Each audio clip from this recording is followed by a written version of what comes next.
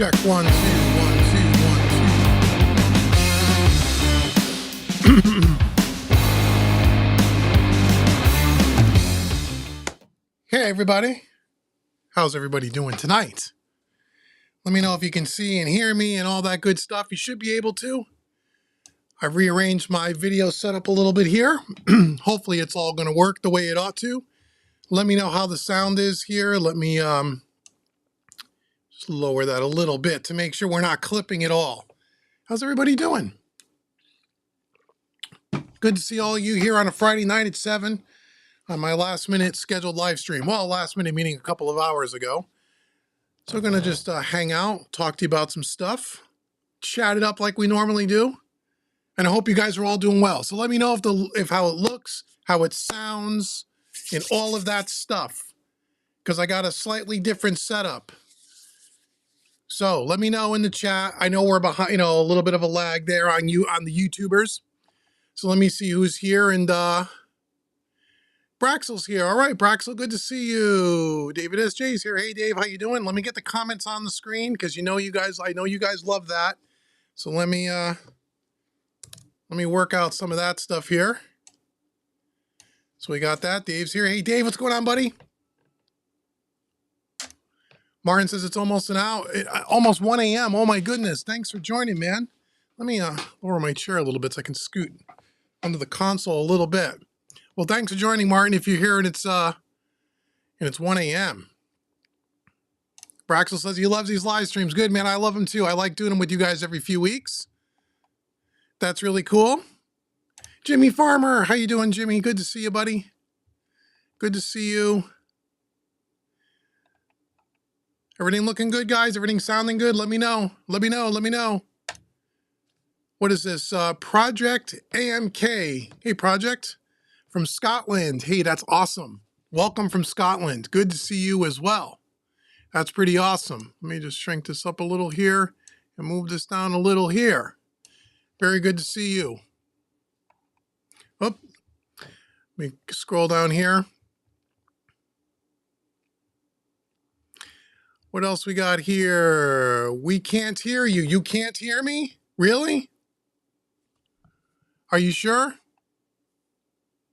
You should be able to hear me.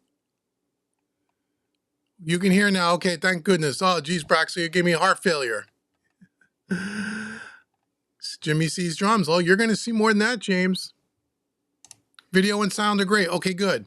Yeah, it's the same setup. Well, actually, no. Actually, the setup is considerably different now for the video ends. What you guys saw just yesterday, the behind the scenes with me and David SJ, some of that video section that I showed you and the way we capture the video and stuff is the same, but some of it is different as well. And I moved some things around and I eliminated one of the computers and I tried to streamline it so everything is done on the same computer that I'm running the rig off of, just to make things easier.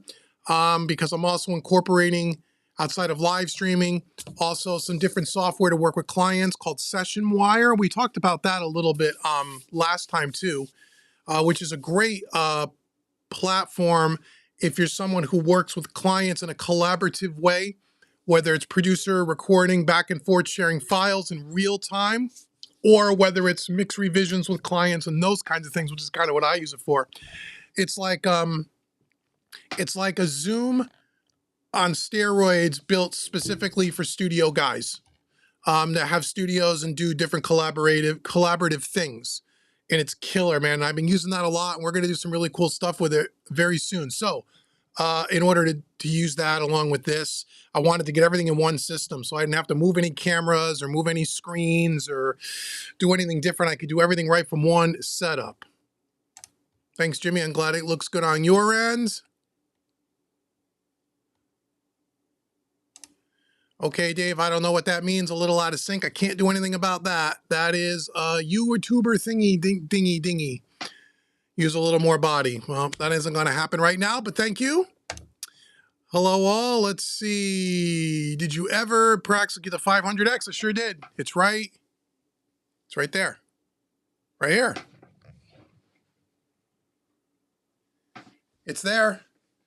I used it today on a mix. I did two mix, well, one finished mix, and I'm working on another one now. It'll be the second time I'm using it, and I like it. It's really cool. Right now I'm using it on bass for the last mix and for this mix.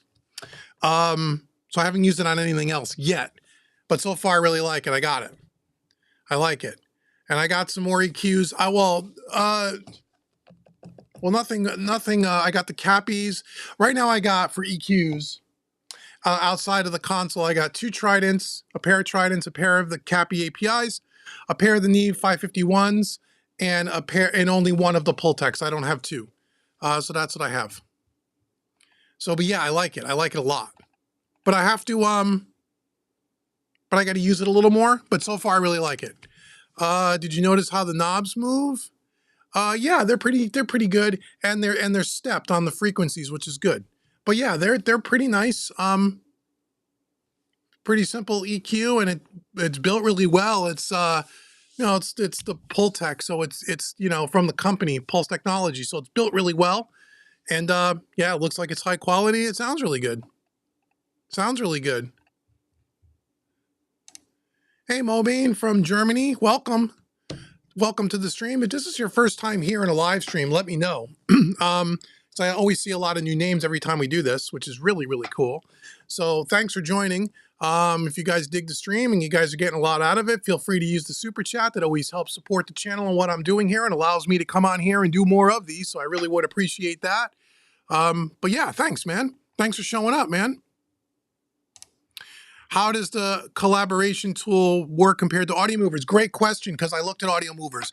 Audio Movers is great, but Audio Movers is only the audio side of it. What Session Wire does, Mobane, is incorporates the video side, which is really cool. So think of Session Wire like Zoom, but with high quality audio, high quality video, and it does a lot of what Audio Movers do, but it does so much more.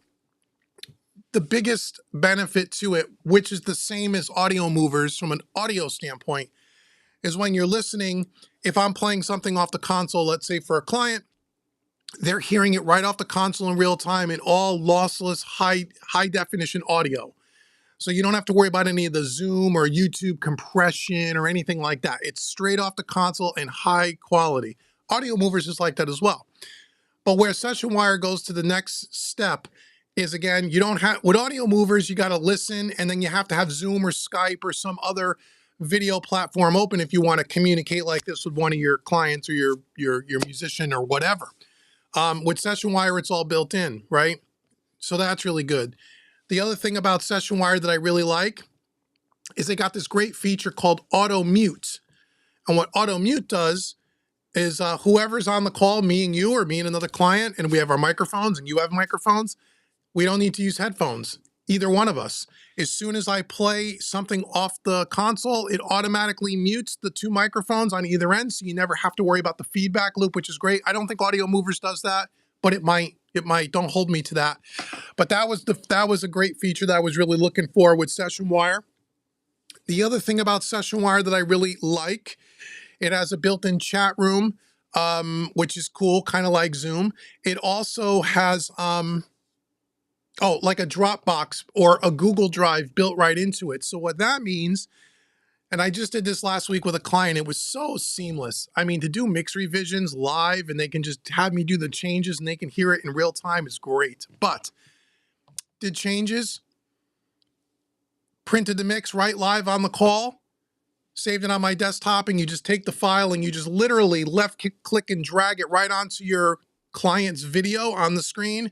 And there's a Dropbox built right in, it instantly sends it to them. WAV files, MP3s, whatever you want, stem files, and they could download it right then and there, and they have the finished product right in their hands. So there's no more email back and forth. There's no more, let me upload the WAV file because it's too big for email, right? Let me upload it to Google Drive or Dropbox and send you a link, and you got to download it and listen and then give me your feedback.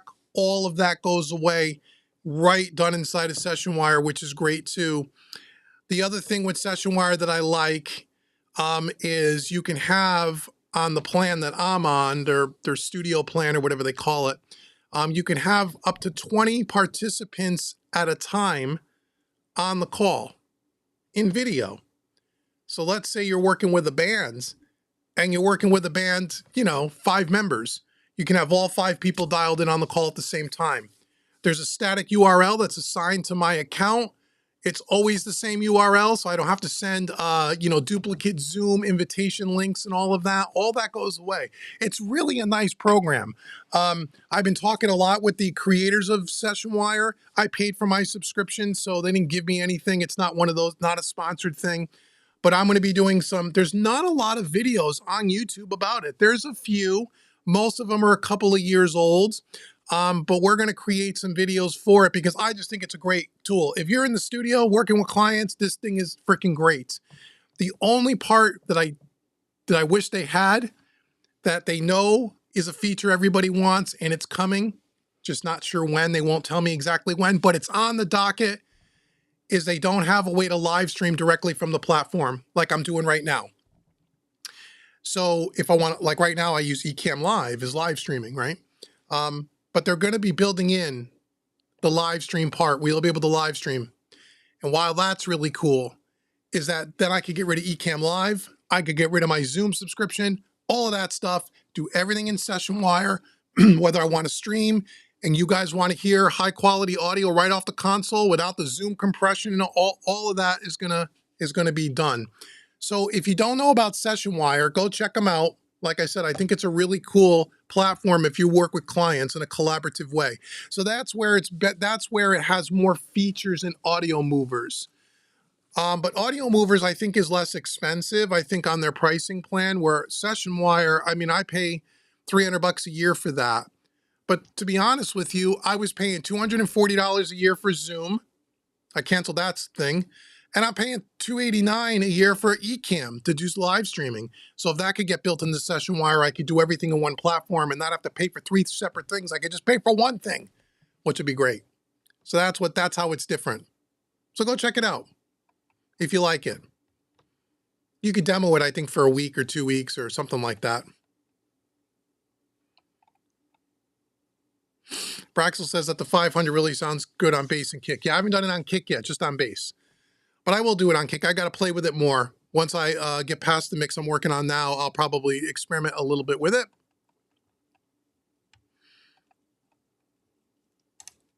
Jason, hey Jason, if you only had one 1176, which one would you get? If I only can have one box, you want my honest opinion? And it's the one that I use the least because I have so many 1176s, but if you only could buy one, I would buy the West Audio NG76. And the reason why is because it's the most flexible. It's got 2 different styles of 1176, a modern and a vintage. It's got a saturation circuit. It's digitally controlled. So it's probably the most versatile. It's probably the one that I use the least because I have so many 1176s that I really like. All the Audioscape stuff that I don't use it as much as I thought I would. I have too many 1176s, which we'll talk about in a bit. I'm actually going to sell off some gear. I'm really starting to whittle down and start really dialing in the gear that I use the most often and the stuff that I like, but I never use. And therefore, I'm going to be selling off some stuff. And that might be one of them, the West Audio.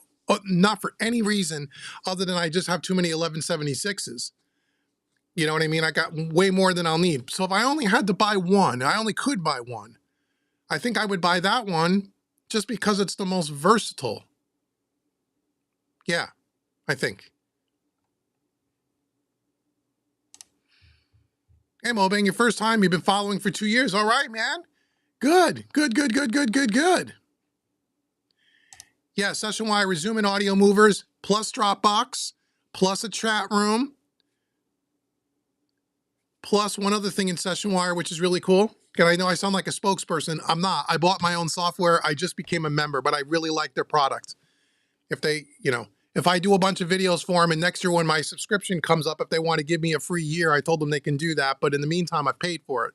Because it's a tool I use and I don't, if I use the tool and I think it's great, I don't mind supporting the company because I want them to make good stuff. Anyhow, if you're a SessionWire subscriber So let's say you, Mobane, sign up for SessionWire.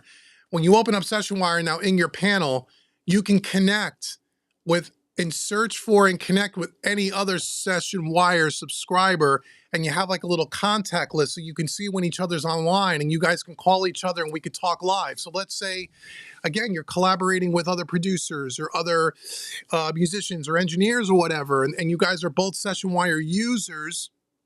You can connect with each other. You can see when each other's online. You can connect with each other online.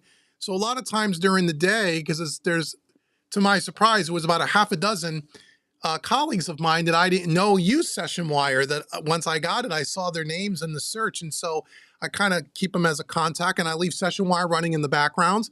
And if we want to hook up and chat or, you know, ask each other a question or whatever, you can do that right from inside the platform. That's great too. Which is really cool. So yeah, so it's Audio Mover, Zoom. It's a lot of stuff packed into one thing. It reminds me a lot of Zoom in the simplicity, but it's all high quality, and it's not like with some of the issues that you have with Zoom. Although Zoom works well, but Zoom is really kind of shitty for audio. I mean, that's really made more for, you know, conferences and stuff. So yeah. Let's see. Braxel said he got the Imperial Labs pump and it's great. You're probably going to get another. Oh, cool. I haven't tried that yet. That came out, I think, not this year's NAMM. Last year's NAMM, right? I think it was last year's NAMM. Absolutely, Mobrain. Go check it out. You're going to dig it. Yes, I did. Not only did I make a decision, I made a purchase. I can't believe it's only been 17 minutes and no one's actually pointed it out yet. Where is it? What don't you see anymore? You don't see the pretty blue lights of the Quantums. They're taken out. One of the Quantums finally, I think it was ready to go on its last leg. So last live stream, we talked about what would I buy, and I want to get something in here and try something before I have a problem, because I'm working every day. I can't have this studio down for more than a day. So if one of these things go down and I'm having a problem, I need a backup plan quickly. And we were talking about the Antelope Orions, and you guys sold me on the software's not a big deal and all, if you remember that. So I called up, I started to look at the Orion 32s based on Chris Witchman and I think Man Network. And there was a couple of others last time you guys were talking about it, but those were the two that had these two units. Said, look, it's not a problem. They use them with Mac. They use them with consoles. It's simple. Okay. So I called up Vintage King because Sweetwater doesn't sell Antelope. So I called Vintage King where I bought my Trin off and, you know, some, what else did I buy there? I bought some stuff there. Oh, my Empress EQ is from Vintage King. I like Vintage King. I like Sweetwater great as well, but hey, if Sweetwater doesn't carry it, I got to go somewhere. Vintage King is great. I also love Alto Music out of New York. Dave turned me on to them, and I bought some stuff from them in the past. They're great, too. There's a lot of good online retailers. But anyway, I called up Vintage King, and I started looking at those Orion 32s. 32 in, 32 out, two of them 64 I.O., just like the Quantums. And the more I started to talk to the sales guy, my sales rep over there about it, there's a couple of things about the Orion 32 I didn't like. Number one, it only goes to 512 samples, not 1024, which I think either Braxel or someone else pointed that out last time we were talking, and I confirmed that that was true. Now, because I have a Mac Mini M2 with 16 gigs of RAM, I don't know that that would be a problem. I always ran my Quantums at 512, and it wasn't a big deal because I don't use tons of plugins. I use some, but I don't use, you know, VSTs and stuff like that. That's just not what I do. So 512 is pretty good, but that was the cap, 512. It was no way to go any higher in the sample rate, which kind of concerned me because I'm thinking about future proofing. If I bought something, I got to have something for at least 5 years, more than that, hopefully, but at least 5 years. And I don't want to buy something that, I don't know, a year from now, something, who knows, something expands, we get into different things here. I don't know. I don't want to have my interface have to be sold because it doesn't go up to a higher sample rate. So that was one concern. The other concern with the, with those two units, I believe they had a monitor section on them. I believe they did. But when I was talking to, unlike the Quantums, it was highly recommended that if I got those two Orion 32s to daisy chain them, oh, I know what it was. You couldn't daisy chain them together, I don't think. So you had to get an external clock. That was the other issue. The right way to use two of those units in tandem. See, the Quantums, you had Thunderbolts in and out where you can daisy chain them together and use one of the clocks as the master and the other two as the slave, which is not the most ideal situation, but it works. You can still have some clock shift or jitter or whatever the word is. But in the Orions, you couldn't do that. So you really had to have, it was really highly recommended that you would have an external clock. So that was another issue. And so I said, okay, and the price of the Orion 32s, you know, were about $3,200, $3,300 a piece. So you're like $6,400 plus a clock's another $1,000. You're like 7,000-ish in that ballpark. So the vintage, so when I was talking to my rep, he had said, would you consider the Antelope Galaxy series instead of the Orion series, which is their next step up? I don't know anything about the Galaxy series, so I instantly get on there, you know, I Google the thing, you know, interweb it, and first thing I look at, okay, you know, the freaking thing is almost $11,000, right? Now the Galaxy 64, which is the unit that he recommended, is 64 I/O in one box. So now you're going from two Orion 32s all in one box with a monitor section. No need for an external clock. So I said, okay, that's cool, but you know, we're talking about $10,500 versus about $7,500 if I got the two Orions and the clock. You guys with me? Then he says to me, well, I got some good news. I have a demo unit open box here, and they knocked about $3,200 off the price of that, gave me a full warranty with it, 2-year warranty, like Sweetwater would. You know, open box demo at the Vintage King showroom. Looks brand new. They're going to take almost $3,000 off of it. So now I'm only about, when I did the quick math, I'm only about $800 or $900 more money than I would have been with two Orion 32s and an external clock. So I said, wow, that's a pretty good deal. So I said, okay, let me try that. So I did. And there it is. Right here.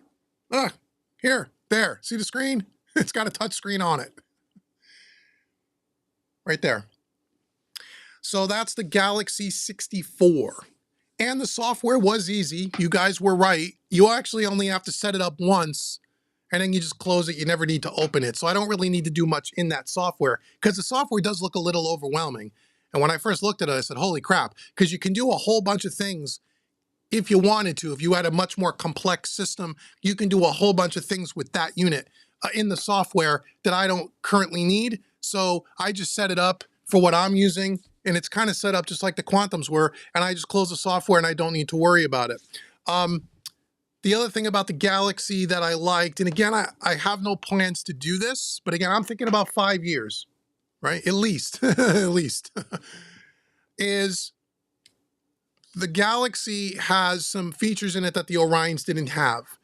It has the ability, it is Atmos ready, meaning that it can be, they make other boxes that will plug into the Galaxy if you decided one day to go down the Atmos road. I have no plans to do that, but again, 2, 3, 4 years from now, I don't know. Who knows?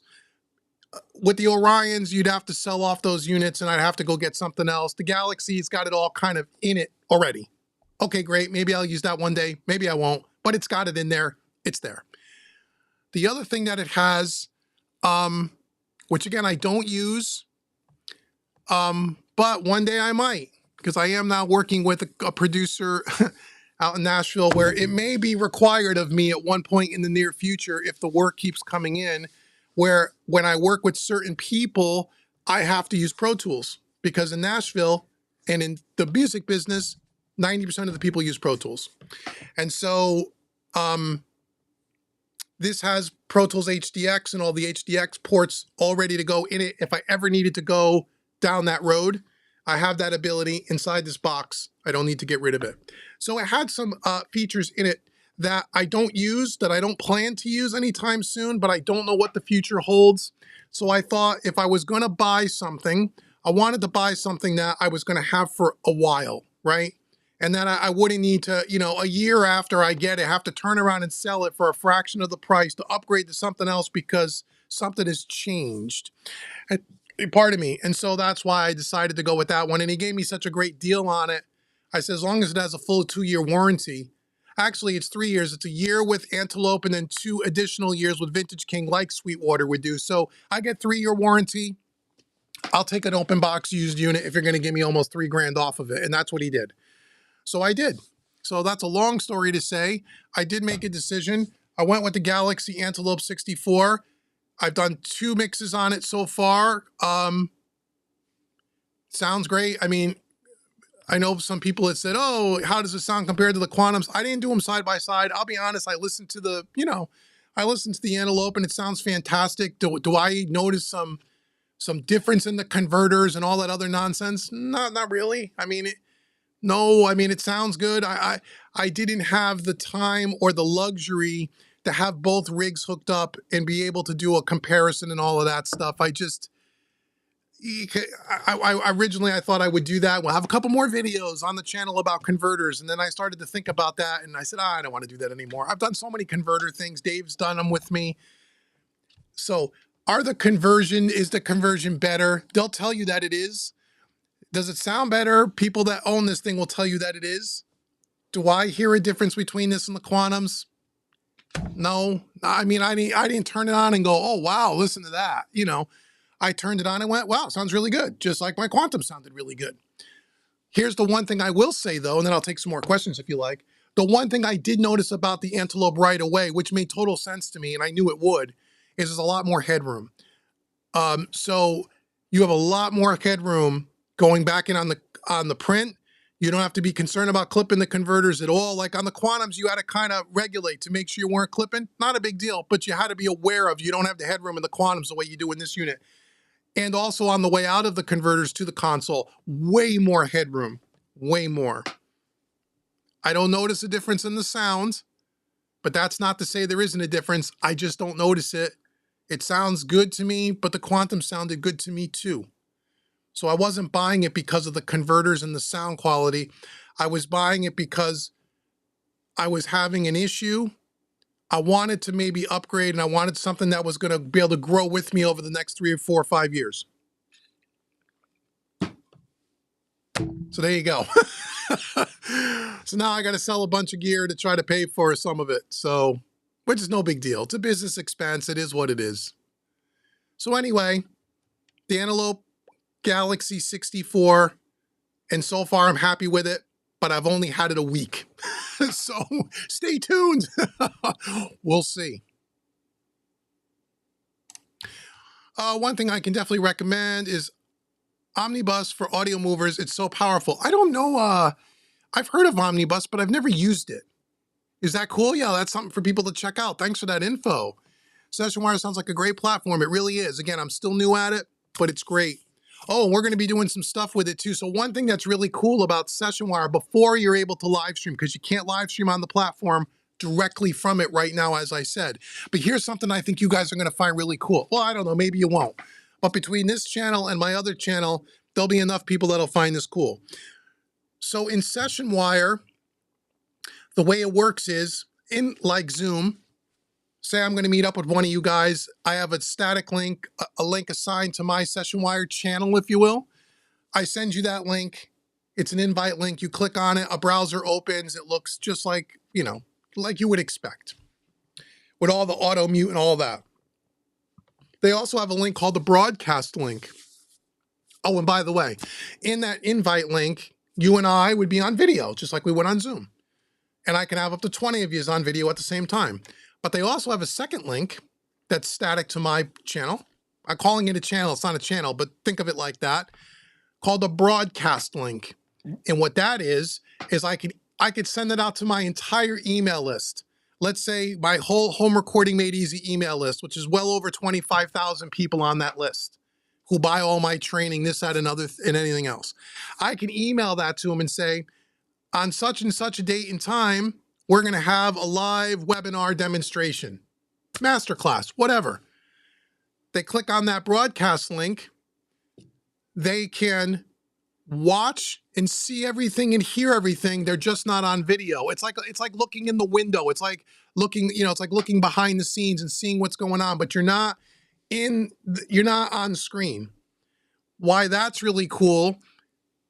And I know they're expanding this. Session Wire guys told me they're expanding this, but currently on my platform, I can only have, as I said, up to 20 people at a time. They call them participants.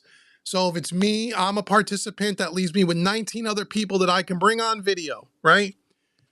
But on the broadcast side, they're going to increase that number. I think they're saying to like 1,000. But I'm going to be one of the beta testers where they're going to unlock it to like 500 or 400 or something like that, where the broadcast link will allow, let's say 400. 400 people watch, even though only 20 people can be on video. And in that 400, at the click of a button, I could bring any one of those 400 people in on video if they had a video camera set up, or just on audio if they have a microphone set up. And then I can also, with the click of a button, send them back to the audience, right? So you know where that could be helpful? We're doing a demonstration and somebody has a question and they want to ask a question, kind of like you do in the chat. I could bring that person in live, ask a question, have them on for a segment, boot them back to the audience, and it comes out of that 20. See what I'm saying? So what you can do is you can set up demonstrations, webinars, things like that, where people can dial in. It's not live streaming on YouTube, but it is over the web and it's live. So that's another really, really cool feature we're going to try probably next week or the week after. And I'm going to create some Session Wire videos to show how that's done. So that's the other part that something like an Audio Movers doesn't have. It doesn't have the ability to be able to do that kind of work. Audio Movers is great for just listening to stuff, but it doesn't have the video. It doesn't lend itself to teaching and webinars and demonstrations and Q&A and all the kind of things that we kind of do here, but we do via just text. So just imagine that we were on Session Wire right now, and every one of you in the chat had your little webcam and you have your microphone in your studio and you're watching and you're asking me questions, and I could click on a button and bring you into the feed, right? That'd be really cool. And everybody would be able to see and hear you. And then when you're done and we're done talking to you, I put you back in the audience. I bring the next person in. All really cool. So that's going to be a lot of fun. So that allows me to use it for more than just working with clients and mix revisions. I use that now exclusively, but I really want to get more into the streaming and the demonstration and the teaching, because what Mixing Music Analog is, it's a teaching platform. It's my mixing services, but the guys that are watching this, you're not hiring me to mix your music. You guys are mixers. You're engineers. You got your own businesses. You know what I mean? So this is really for us to talk shop and to demonstrate gear, right? And demonstrate pieces of equipment and all that stuff that we can do here as engineers and as studio guys and gals. And that's really what it is. So that Session Wire platform allows me to do that way more than anything else. Way more than anything else. And so that's all coming. So yeah, so again, if you guys use any of those kinds of workflows, everything that I just mentioned, if any of those kinds of things are stuff that you're trying to do in your studio with your clients or your artists or whatever, you may want to check it out, because it might be the one platform that does a lot of the things that you want to do, that you don't have to cobble a bunch of different programs together to get it to all work. It might be helpful.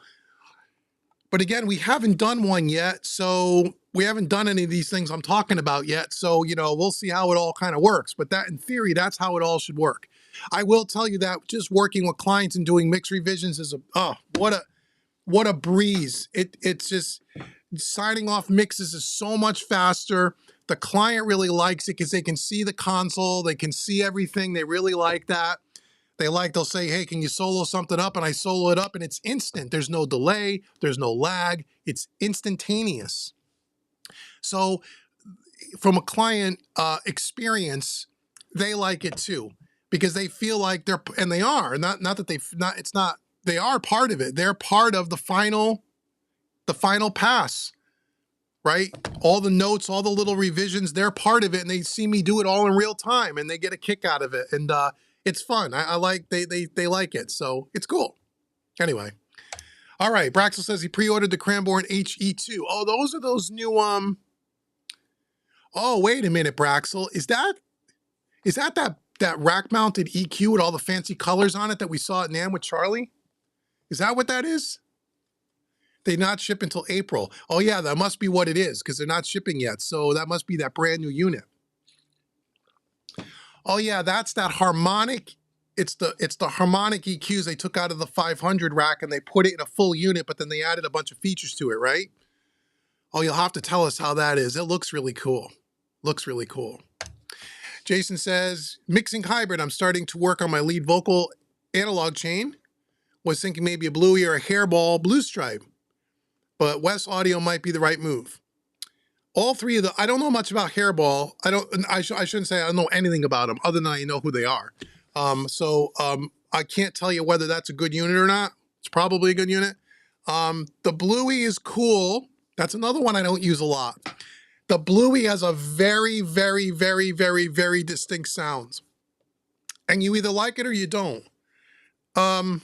I like it, but I don't like it so much on lead vocals, unless it's rock vocals. Although I think David S.J., who's still maybe floating around here, he uses it exclusively on vocals. I think he has one. And so it's got to be your thing. For me, it's a little too aggressive. It's a little too gritty. But if it's rock, yeah. But if it's anything other than that, no, at least for me. So the Bluey has a very specific sound, and that's what kind of makes it cool, because out of all the 1176s I have, it doesn't sound like any of the other ones. And a lot of people would say, well, then that's why you should keep it, because it's unique and you may want to use it from time to time. True. But I got to tell you, as I'm doing more and more mixing, I'm starting to find gear that is all great gear that I like, but I don't use it. And I'm trying again to keep my options limited. Plus, I want to make room in the racks for some other stuff that's going to be coming in from Stam Audio and stuff, which we'll talk about in a bit. So that's another one. Like the West Audio, I like the Bluey. It's cool. It's not my favorite 1176 that I have. And that's another one I've considered maybe opening up some rack space. You may love it though, Jason. People that love it, love it. People that don't like it, don't like it. I like it, but I just don't use it as much as I thought I would. Did you see the new Stam version of the 1178? Yes, he wanted to send me one. Talking about Stam Audio. And I said no, because I have one. He's sending me some other stuff instead. And we're going to get a bunch of stuff in from Stam. Now, here's the thing about Stam Audio. Number one, I talked to the owner for almost 2 hours on Zoom. Great guy. His name is Joshua. Seems like a really nice guy. Smart, brainiac, like a brainiac guy, engineering guy. But very nice guy. But here's the thing about Stam, and we talked a lot about this, and he's aware of it. He's trying to rectify. The thing about Stam Audio is you just can't go to their website and buy stuff. You think Audioscape is bad trying to get stuff, you have to wait a couple of weeks. Stam Audio, you wait months sometimes. And he's aware of that, and he's trying to do some things in his business model to hopefully get over that. He realizes that that his reputation in the past has been a little tainted because of the waiting and the long wait. And I told him straight up, one of the reasons why I never bought anything from him, because I've heard of the company and I'm sure he makes great stuff, but the reason why I never bought anything is I don't want to wait 6 months for a compressor. I just don't. There's too many other companies that make good stuff of the same thing that I can get quickly or fairly quick. But I know he's starting to work on that and starting to improve that. But I like his story. He's a lot like Audioscape. Small shop, smaller than Audioscape. Small shop, one at a time, hand-built, sources components. But here's what he does a little different, which I think is interesting, is that he makes an 1178. He makes 1170. He makes all the same stuff Audioscape does, pretty much. But what he does differently is Audioscape builds one-to-one true to the original. So that's it, true to the original, which is awesome, right? what Stam Audio does, and the 1178 is one of these pieces. He builds it true to the original, but then he adds some extra things in it, some more modern features in it that isn't in the original. On the 1178, he added a transformer circuit in there. People don't realize that the 1178, the Uri 1178, the original, doesn't have transformers in it, and the output stage, or the input stage, excuse me. So he added that on his 1178, and it's selectable with a little switch in and out. Very cool. He's got other gear where I think one of his 1176s, I don't know which one it is, but you literally have the black face and the blue stripe all in the same box, 2 different versions. Same thing with the LA2As. He's got a couple different versions, some modifications that are made. So he does things a little differently with a twist, which I think is interesting. So he wanted to send me an 1178, but I have one. I don't need one. So when we spoke, because he reached out to me, wants me to do some videos, he wants me to check out some of his stuff, and he asked me if I would be interested. And I said I would. But I don't want to bring stuff in here that I don't need. It would have to be something that I'm interested in, or something that I think would add to my collection if I was going to do that. So the 1178 wasn't one of them. But what is one of them is his 33609, which I've been wanting for a long time. So I think I'm going to get one of those maybe from him at one point. Also, he makes, which is really cool, which I really don't need, but I want to try them because they're cool. He makes the SSL bus compressor, the 1U rack, but he makes them with some modifications. So he makes the SSL, right? But then he also has one that has an API mod in it, one that has a Neve mod, and one that has a Fairchild mod, and they all sound very different from each other. Supposedly, I haven't heard it. So he wants to send me those, and he wants someone to do a video that compares all 3. So we may do that.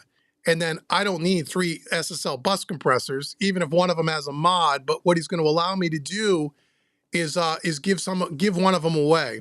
So we're gonna make that part of one of our mixing challenges over at Home Recording Meetings. We're gonna do a mixing contest and tie it to a training course. And one of the prizes, and this will probably won't happen until the summertime, will be a Stam Audio bus compressor, which is really cool. So we may do some more work with Stam. We'll see. It really depends on how quickly he could deliver stuff. That's the thing I'm waiting on. So I did see the 1178. I think it's really cool. I don't know anything about their stuff other than what I just told you, but I know they have a good reputation. And so we'll hopefully see some stuff on this channel sometime between now and the summertime. I hope. At least that's the plan. I'll keep you posted and let you know. Okay. I was looking at the Audience EV. What is that? Is that their new interface that has the Dolby all built in the Atmos stuff? I think we talked about that last time. That's Audience, isn't it? I don't know if it's that particular unit, but I haven't tried any of their stuff.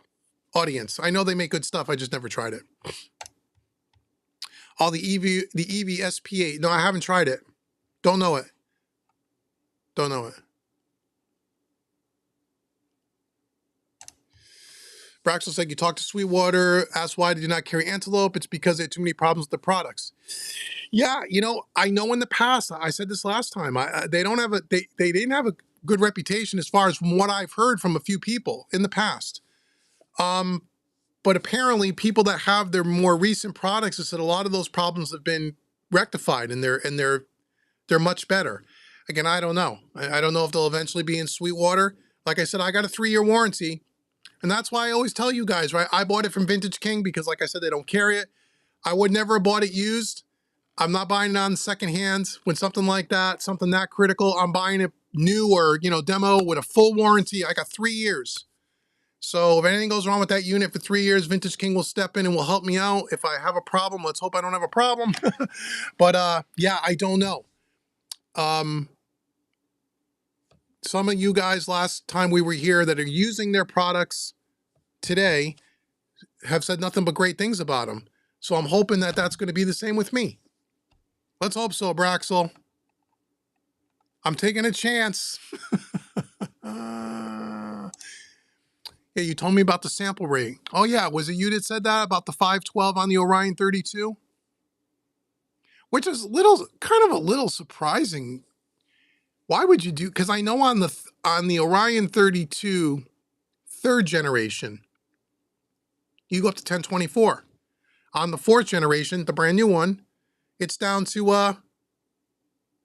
512. I'm not sure what that's about. I didn't really look into it. But yeah. But I did ask about it. Hey, Super Chat, thank you so much. Just ordered the HA73 EQ. Cool. Heritage Audio clone. Any advice on using it? No, I'm sure it's great. I mean, I would put it on as many things as you can. Heritage Audio makes great stuff. I've only used a couple of their things and I wasn't disappointed. So yeah, I mean, I'm sure that's a great piece. That's new though, right? Isn't that their new unit? I think they just put that out. I tried the BAE 73 hardware EQs. The videos are on this channel. They were okay. I wasn't that impressed with them. Some people love it. I did the videos on the channel and I sent them back because I didn't really, it wasn't that I didn't like them, like, oh, I don't like the way they sound. I was just like, it wasn't what I was looking for. I saw I wasn't going to keep them. But yeah, I don't know about the Heritage Audio stuff. Heritage Audio's put a lot of new hardware in the last 2 years. They put out the Fairchilds. They put a lot of stuff out there. Thank you for the super chat, by the way. Appreciate it. Braxel says he thinks Army is still a better choice because it's rock solid. Great, man. You have Army and you love it. Awesome. It's fine. It's great. Yeah, that's cool. I'm glad it's rock solid. This seems to be rock solid. We'll see. Dave's converted out. Me too. All converted out. Good luck with it. Thank you. I hope so. Mobane said he's happy with the UAD line. UAD makes good stuff, man. I've had UAD for years and years and years. I've had every Apollo that has ever been made up until about a couple of years ago at one point or another. I can't say I was ever disappointed in a Universal Audio product, even though there's a lot of people that rag on UA these days. I still think they make great stuff. You know, they're expensive because of the DSP, and people complain about the DSP chips are really old technology and this and that and the other thing. And I hear all that. I get it, but I don't know. Everything I've ever used from Universal Audio has been great. Their plugins are great. Now they're doing a lot of native stuff, I realize. But their interfaces have always been great. I've never had a problem with any of them. So I like UA. But a lot of people rag on them these days. It's okay.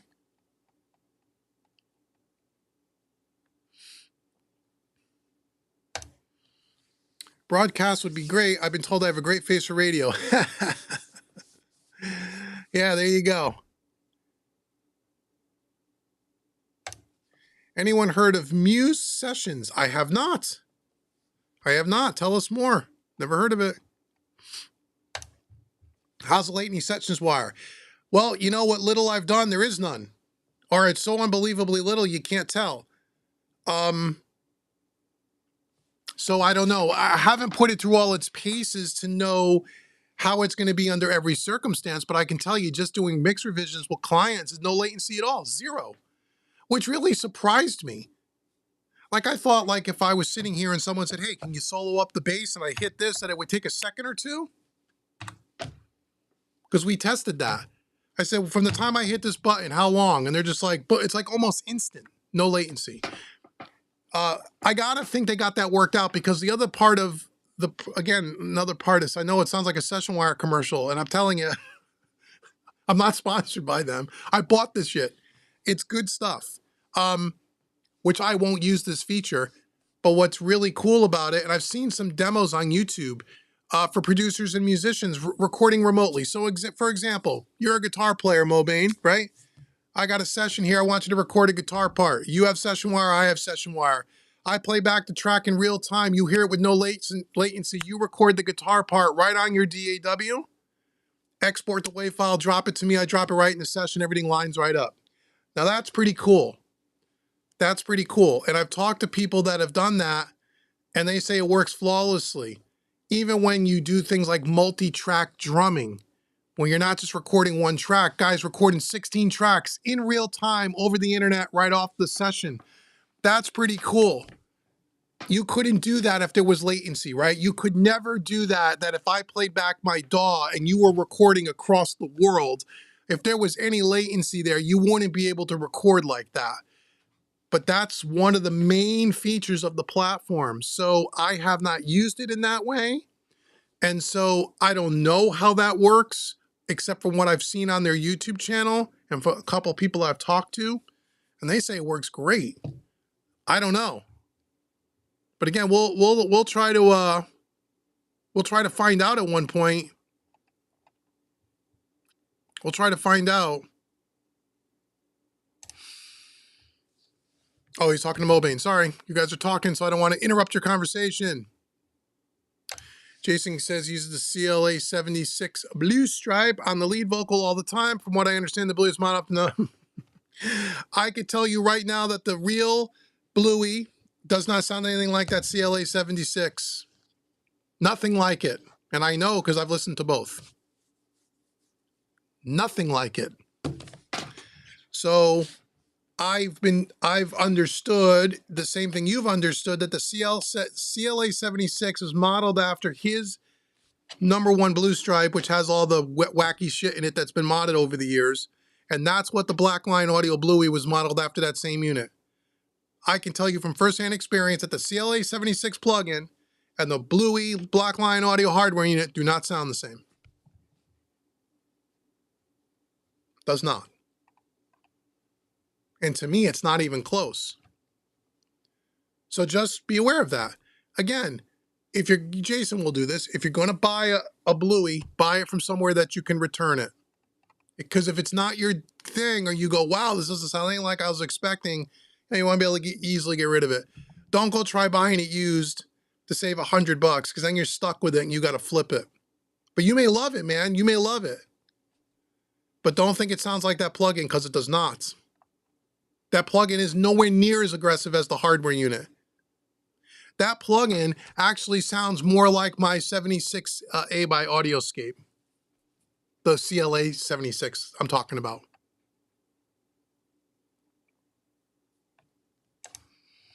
David said he started using it on vocals, but it's a case-dependent thing for him. Yeah, he has a blue stripe, He has a Bluey as well. But he has the 500 unit. They make one in a 500 series unit, which sounds the same. And which is kind of a cool little unit. I think it's a double wide unit, but yeah, it's cool for the 500 rack.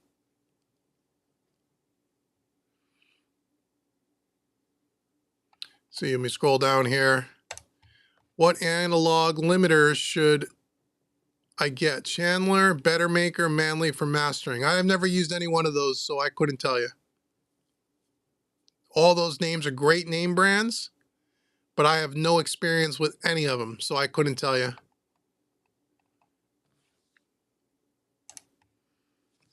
On vocals, I used the WA73 EQ, cool, WA76, and the WA2A, and the SSL Fusion. I'm happy with it. What do you think about Warm Audio? Don't like them.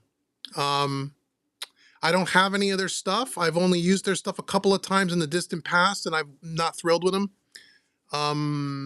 But I know lots of people that own, we talk about this on the channel a lot, but I know you're new to the live stream.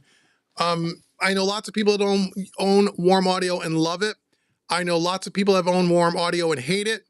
I've know people that have had Warm Audio and they have nothing but quality problems. And then I know people with Warm Audio that's never had a problem. So they have a reputation of shoddy, inconsistent quality. Now, again, that might have improved, much like the Antelope stuff might have improved. Now, I'm going back a couple of years. I will, and again, I haven't put my hands on a physical unit in several years, so they may even have changed the build quality, but I doubt it because the pricing is the same as it was years ago. I had the 76 and the WA2A in my studio and put my hands on it. It is built nowhere near the quality of the Audioscape unit, so from a build quality, it's not the same. Is the sound exactly the same? I don't know because I didn't put them side by side. I will tell you at the time that I did a video on the 76 and the WA2A, At that time, I compared them, I think, to Universal Audio plugins, and I didn't think they sounded any better than the plugins. Again, this is going back a long time, so they could have changed things, and then they may be fantastic now. I don't know. But I have no reason for warm audio. I get asked all the time to bring warm audio in here and compare it to other stuff, and I have no interest in doing that. None. Because I don't, any of their pieces I've already got, there's no reason for me to do that. They may sound as good as the Audioscape stuff these days. I have no idea. So, but if it works for you and you're happy with it, because you say you're happy with it, then great. That's fantastic. And they're very popular, warm audio. They're just not my thing. And so, yeah. GD47, how you doing, buddy? Please tell Josh would distribute to India. Oh, okay. Yeah, oh, you mean Stam? Yeah, I don't know all the ins and outs there. I just know that it takes a long time to get stuff. What are the boxes next to the mic? Do I falsely remember a UF8 in that spot? You do. No, you don't falsely remember it. It was here. You mean here?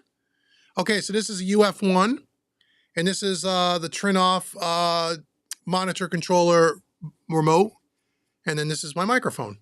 There was a UF8 in here, but the UF8, I didn't use it the way I intended. I thought I was going to use it, and I like the transport on the UF1 better, and when I automate, if I'm automating in the box, I only usually use one fader anyway.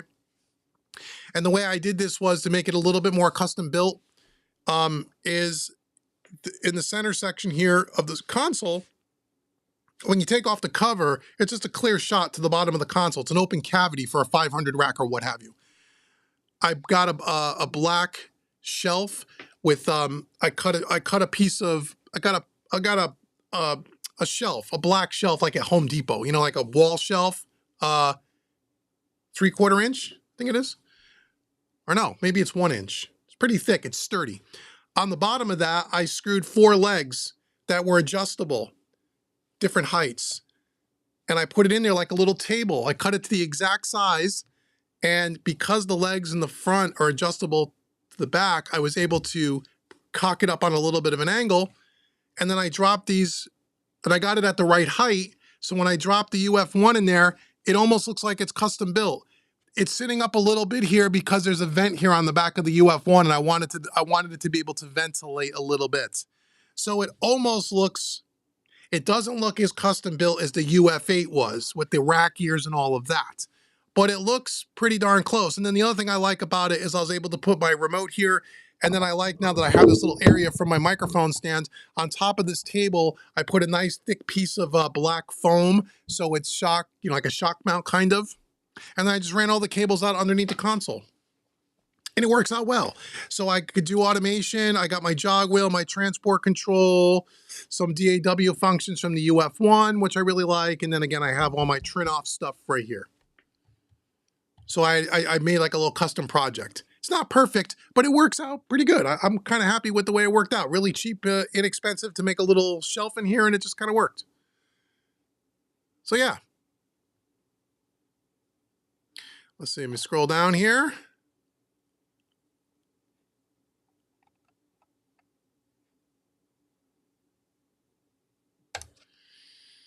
Mixbus TV has the video with the stem. Okay, cool. I'm not sure if it's YouTube, but it's not. I was not impressed. The transformer on the input sounds better in normal mode.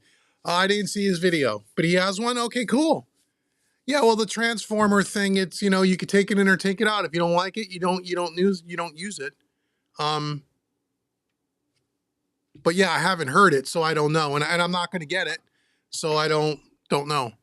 I'd have to go watch his video and see. Hey, Brandon's here. Hey, Brandon. Brandon just became a Session Wire subscriber the other day. He's actually in my contact list now. We were talking about Session Wire earlier, Brandon, telling him about all the great features. Hey, Bobby Booth, what's going on, brother? Good to see you, man. I'm scrolling down, guys. Let me know what new gear you guys, any new gear you guys are getting, any new gear that you guys have gotten in your studio. Oh, the other thing we're going to be able to do here too, let me just do this now. So other thing we're going to be able to do because someone said earlier, so you have this one camera for the broadcast for session wire, right? We got this one camera, but then we also have camera over here, right? So we'll have another camera angle. There's the drum kit that Jimmy said he saw. So we have a camera here as well, right? That we're gonna be able to switch to. We got a camera over the top of the console, which I'll be able to switch to during a demonstration. If somebody wants to see something or whatever, I can do that, right? Then I have a camera here. So I have 3 cameras. And then actually there's a 4th camera, but I'm using it on something else across the room, but I'll have a camera over there on the rack.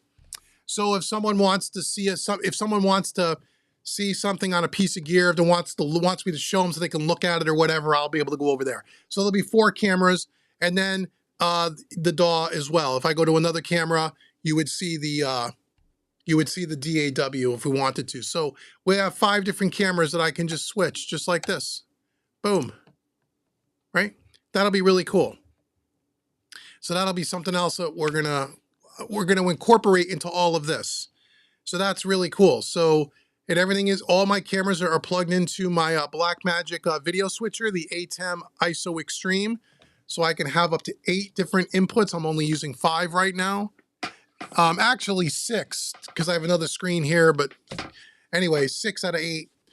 And what's great about that is everything that I'm doing, even right now, everything is being recorded to the video switcher. Every single camera has its own video file. So I could take all of that, all the audio is recorded separate. So I could take all of that and I could put it into a video editing program if I wanted to edit a video for later on, for YouTube or courses or whatever. So I'm really trying to get this all dialed in. So everything just kind of sits here. It's all set up.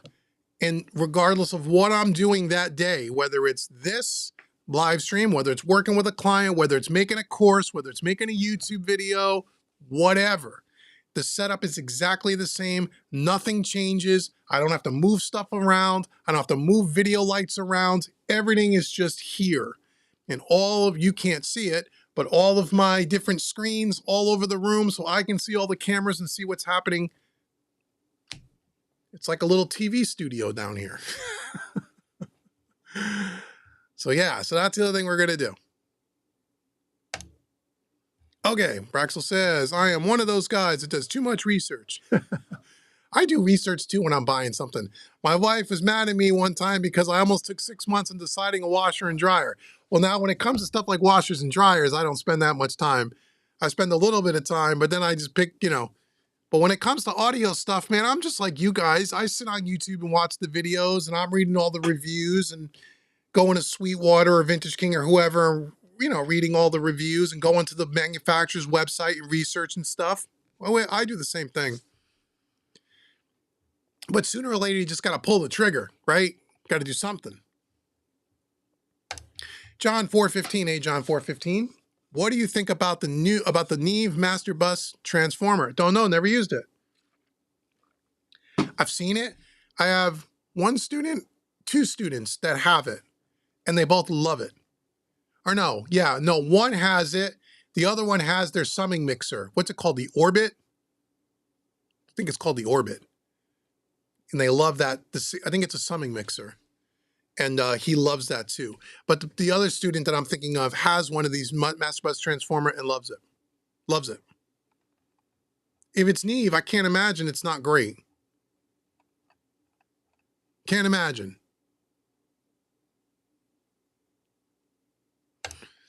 Muse Sessions, a free session wire software. Oh, really? Does it do all the same things that session wire does? I'll have to check that out.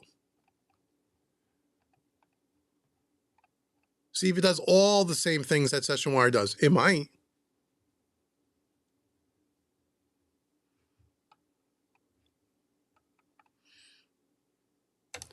Oh, you just created a session wire account. Good for you, man. Definitely checking it out. Thank you. You're welcome. Send them an email. Tell them that I sent you there. Again, I don't get anything, but they do know because I talk to him, one of the owners of it, regularly. And he does know that we're going to create content. We're going to do some YouTube stuff and we're going to show off the product. And he's really excited about it. And again, he's not paying me for it. I mean, Brandon knows because he was on the call with me that they offered to do, affiliates and all that. I said, I don't want anything now. I don't want any money. I don't want any payment. I don't want anything. I already paid for my year's subscription. If I use the tool, I'm happy to pass it on to my to my followers. Hopefully you'll send them an email and tell them that I sent you. And down the road, if enough people sign up because of my content and they want to give me a year's membership for free when my membership rolls over next year, I would be happy to get that. But short of that, it's just like when I get something that is new, that I like, that's exciting, that's a good tool, because this is more than just a piece of gear. It's a great studio tool.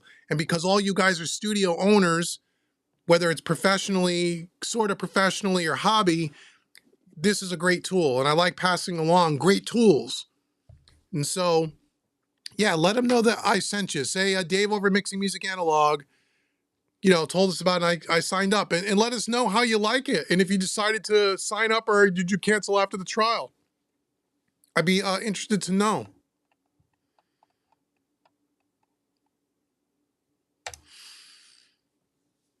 Bluey 500, good, but the UV lighting is extra bright. Oh, is it? Okay. Oh, you mean on the meter? Oh, really? Cool. Cool. Let's see. Okay, got more guys talking about other stuff. Praxis SonarWorks profiles will be able to be loaded into the actual MME onboard DSP soon. Cool. Awesome. I know you like that RME, man. I'm sure it's great. Brandon said, if anyone wants a demo session wire, send me your email and I'll send you my availability. I just became an ambassador along with Dave for them. But again, make sure you tell him, Brandon, you're an ambassador that's not being paid. And if you are being paid, I know you're not. But if you were, I'd tell you. Yeah, just he's another guy. I turned Brandon onto it because Brandon's one of my students, a client and a colleague, and we're doing some stuff together. And I turned him onto it. And he was like, oh, this is really cool. And then he said, I'm going to use this for his clients. And now he's using it.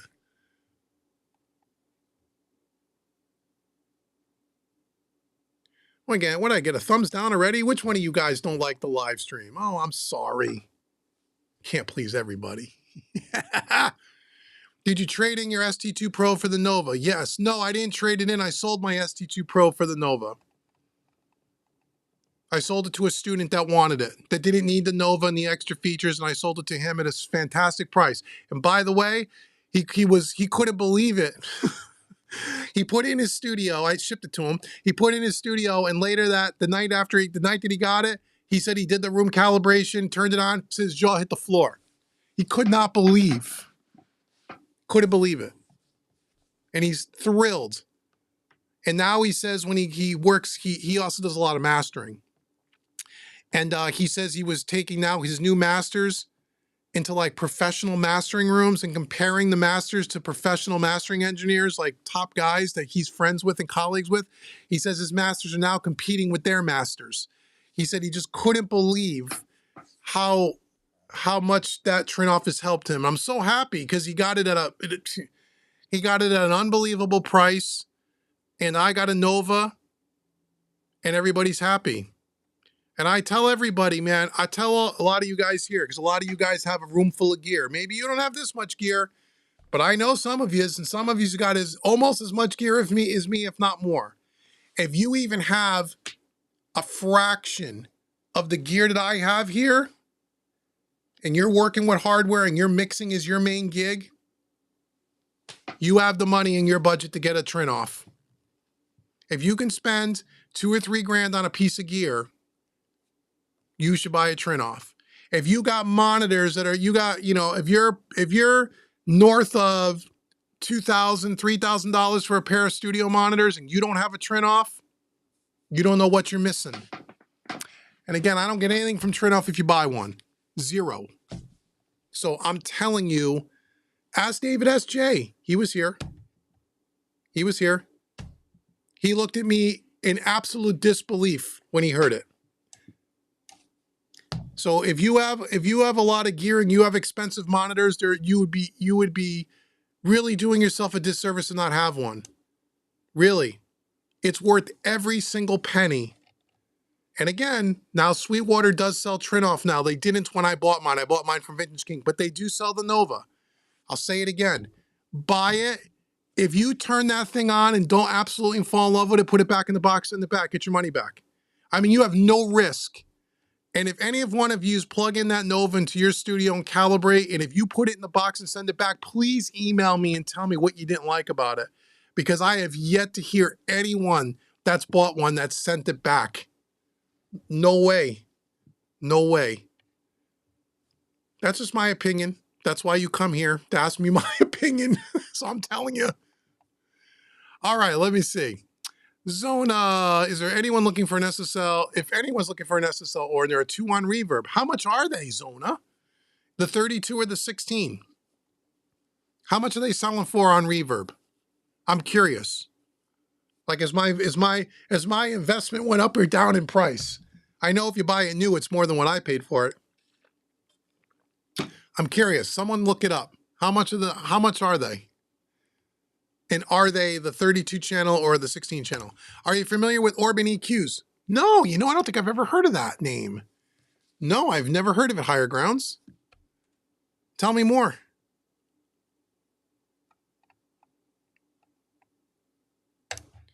Got the Tegler Creme RC outboard gear. It's amazing. Pultec and VA3A compressor, plug-in controlled. Yes, I used to have a Tegler Creme.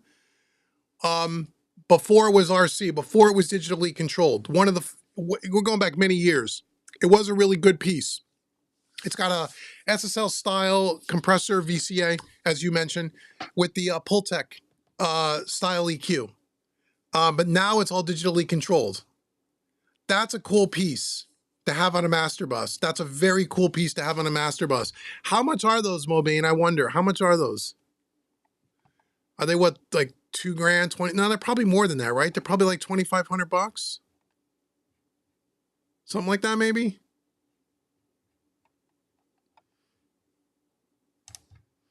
K Pitchford, hey K Pitchford, Dave and Dave. Considering the Neve master bus transformer, but I have the master bus processor and seems like there's a lot of overlap. Oh, so you have the Neve master bus processor? What is that, the Portico 2 or one of those? I think you're right. I would imagine there is some overlap. I'd have to look at the 2 units side by side, like on Sweetwater, look at the features. But if it's the Neve master bus processor and then the transformer, I got to think there is a lot of overlap. I'm sure there's a couple of things in one that's not in the other. So I don't, without looking at that and just, seeing what the differences are, I don't know that that would be something that I would put one after the other on my master bus because there's a lot of duplication there. No gear for me now. I'm about to blow out a wall and expand my mixing room. Awesome, man. Good. Congratulations. That sounds like fun. Knocking down walls. I don't know. I don't know if knocking down walls is something I want to do. Braxel says, you sent an email to Rupert Neve asking them to make a 500 series with red, blue, silk, super silk. I wish other would email them.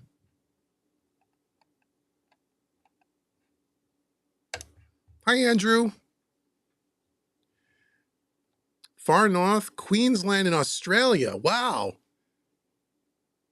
What are your thoughts on the Acoustica plugins? Their preamps are next level in my opinion. My old analog width is back. I hate them. I've been asked so many times to do Acoustica plug-in demos on my other YouTube channel, and every time I download them and play with them, I can't stand them. They always crash my DAW. They're CPU hogs. They're very fiddly. I'm not a fiddly guy. I'm sure there's a couple in there that are probably great. I just don't like their stuff. I don't like their website. I don't like the way their stuff looks. I don't like the CPU load. I just don't like them. But I know so many people that buy their stuff and love them. I've tried them 2 or 3 times. I tried to make video content with them. It just doesn't connect with me. I hear people saying, oh, they sound like analog, they're next level. Maybe they do. Maybe they do. But I can't get past the fact that every time I try to use them, they're unstable. They crash, at least with me. On my Mac Studio with Studio One. They crashed with Luna. I just couldn't get. I couldn't get into them. I tried. I couldn't get into them, and they're unbelievably expensive too. But Martin Mima, super chat. Thank you so much. Hi, Dave. What you are so awesome. Thank you. Thank you. After your mom or your dad, you got that school of awesomeness. Oh, thank you very much. You're way too kind. I should be sending you $20 for all the nice words. Thank you very much. I'll credit my mom and my dad. I just enjoy what I do. I love what I do, and I'm just passionate about it. Like you guys, I'm passionate about it. And I just love it, and I love talking to people, and I love teaching people. And every time I help someone, even if it's in the smallest way, it makes me feel good. That's just me. I don't, And even though I know I help a lot of you guys, because a lot of you guys you've sent me emails and stuff, but where I really get even more so, because a lot of you guys are all, established, and you guys are engineers, and you're in this thing, and we're like, it's not like teacher student as much here. It's like colleagues here more so. At Home Recording Made Easy, I mean, I just I do private one-on-one Zoom coaching. Now it's with SessionWire, but I did it with Zoom. With someone, another, this happens every week. It's so much fun. It's a lot of my audience over there, a lot of the demographic is from like age 45 to about age 70, believe it or not. And it's guys that grew up in the analog world. When they were teenagers, when they were making music back in the good old days, they were working on these things. And now after many years, they're getting back into music. They're retired. Their kids are grown, and they get a computer with an audio interface and digital recording. And they are so lost because they come from a different generation, right? I come from a generation that came up in analog and then was in the early end of digital. A lot of these guys have never used digital. So anyway, just hooking up an interface and getting so they can record their guitar into their DAW, that kind of stuff. And they're just like so thankful. And it's really nice. I really enjoy it. They're so thankful. I help them with to you and me, some of you guys, the simplest little thing, plugging in a guitar into an audio interface and getting that audio interface to be recognized by their DAW so they can see the signal coming in, the most basic stuff that we take for granted because we work in this stuff every day. Imagine you're 70 years old or 65 years old and you've never done computer recording before. And the last time you recorded anything, you were in a studio with an aircraft carrier console. And try in that level of frustration that generation has with technology, some of them. So to be able to help those people is where I get the most joy, because I just see it, their face lights up and they're just so excited. Oh my God, I can't believe in 5 minutes we were able to record my guitar. I mean, it's really, I know it sounds silly, but until you experience that, it's something else. And so I appreciate the kind words. It's just that I love teaching people. I love helping people, and I love what I do. And this channel is more about colleagues and sharing, and I'm learning, and I learned so much from you guys. And then some people on this channel I seem to help. But it's very different from what I do at Home Recording Made Easy. And I like it because it's different, because I can talk shop with you guys, and we could talk about gear, and we could talk about stuff. And that's really cool. So John 4:15. Oh, we have somebody here and I'm about to say hello to. Let me skip over this. If this is really Mark Daniel Nelson, I'm a big fan. He says, I need more lava lamps. I got one, man. And I know you have a couple in your studio. If you're the real Mark Daniel, who does a lot of videos, I'm sure you guys all know. If this is the real guy, I'm sure he is. You hope so. If not, you're using his picture. Does a lot of stuff with Produce Like a Pro, SSL. I have some of his courses. I'm a huge fan.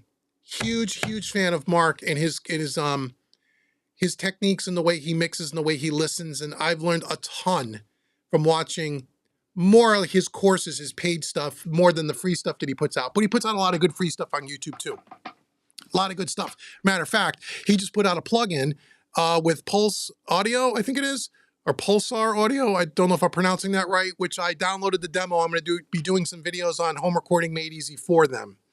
And so I love Mark. I love what you do. And if you're not really him, well then if you know him, tell him. But if you are really him, I'm a big fan. Big fan. And I love your stuff.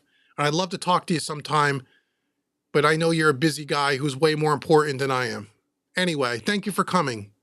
John 415, does the UA SSL 4000 sound close to your SSL Origin? I get this all the time. I looked into purchasing the SSL Origin through Sweetwater. If you do, that's one place where you really want to support me. If you buy that with my affiliate link, at least I'll get a nice kickback.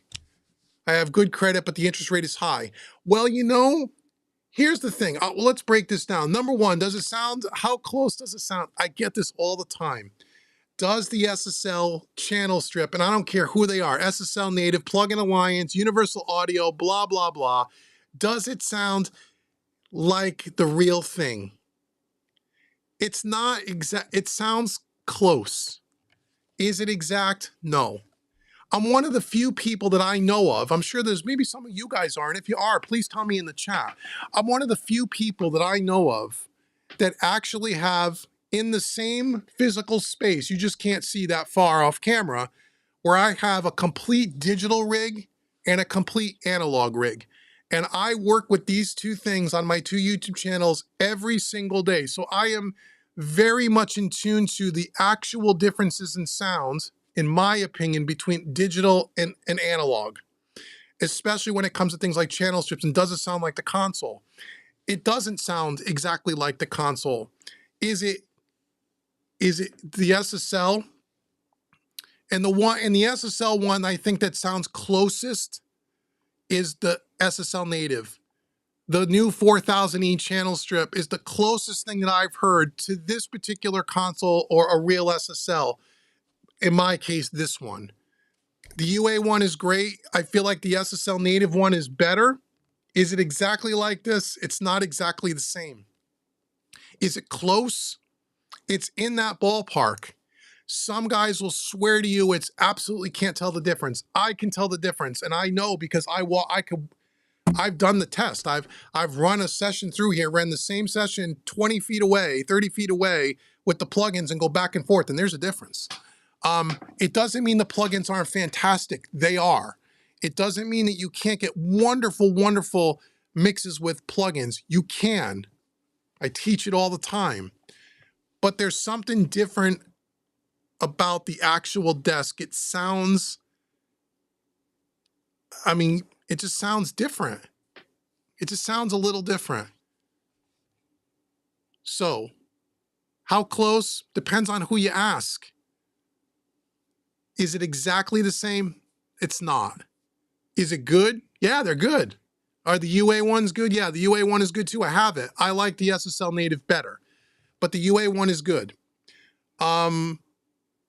You have good credit, but the interest rate is high. Well, there's a couple of ways you can buy this. I bought mine through Sweetwater, and I financed it through a third-party company that they work with when I bought this, and I make payments on it like, like a car. I only have like another year and a half left on it, thank God. It's almost paid for. Or if you're buying, say, the 16-channel version, hell, if I had to do it over again, I probably have enough credit line open on my Sweetwater card. I could have put this on my Sweetwater card and got 3 years with no interest. That's how I probably would have done it if I had to do it over. Instead of taking a loan with an interest rate, and when I did it, is before the interest rates went through the roof. I'm paying less than 4% interest on mine. Today, that you can't get that rate. I got mine before all the nonsense in the economy and all that crap. So I got lucky. But if I had to do it over again, I would have put this thing solely on my Sweetwater card. I would have maxed it out, and I would have had no interest for, I think at that time it was 36, it was either 3 or 4 years. That's how I would have done it. But it's a big purchase. It's a big purchase. And when you're talking about an Origin, John, as you know, go watch Go watch the last 6 videos I did when I redid this whole studio, and we talk a lot about all the things people, and you can also go back and watch all the videos on the channel where David and I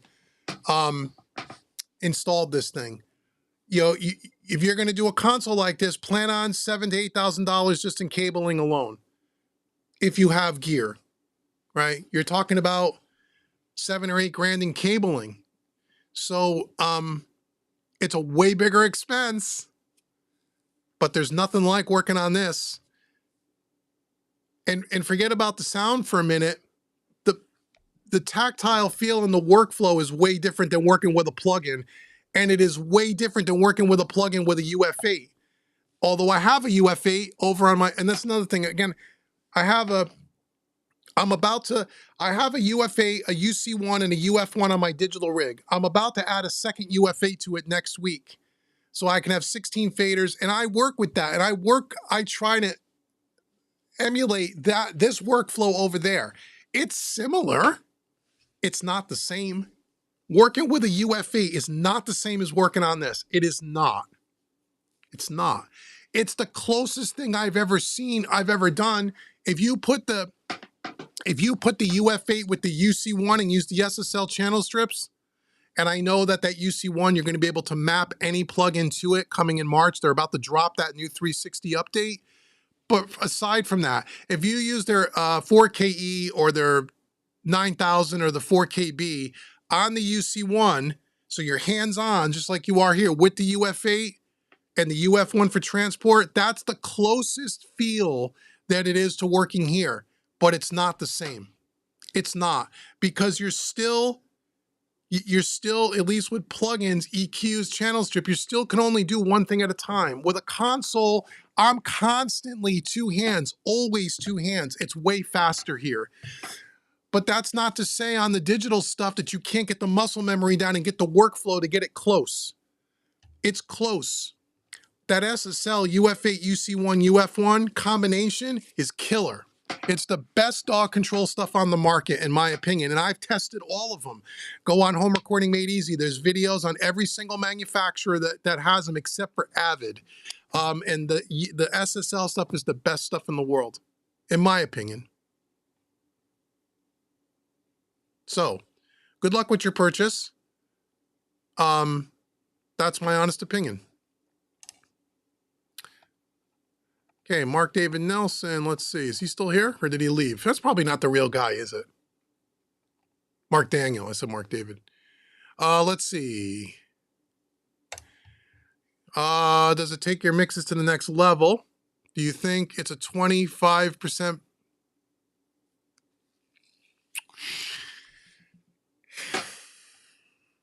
Well, here's the thing. It's more than just a console, John. It's all the hardware. When I built this studio, it wasn't just a console. It's a console and all the rack gear. I never had all this rack gear just working in the box without a console. Again, I don't want to say better. It's different. It's a different workflow. I like it better. I've said this in the last live stream. I'm busier as a mixing engineer now since I built this rig than I've ever been. Ever. By 10 times. Because there are people that are willing to pay for mixes that come out of this room that not everybody can give them. Not everybody has all this stuff. Everybody has plugins. It sounds different. It's the engineer's skills? Absolutely. Absolutely. It's the skills is really the key. But the gear matters. When you have skills and when you're a good engineer, or like Mr. Mark Nelson over there, a great engineer who can mix stuff on a console, without a console, with hardware, without hardware, and his mixes are going to be great. They are. I feel my mixes will be great. With plugins, it is.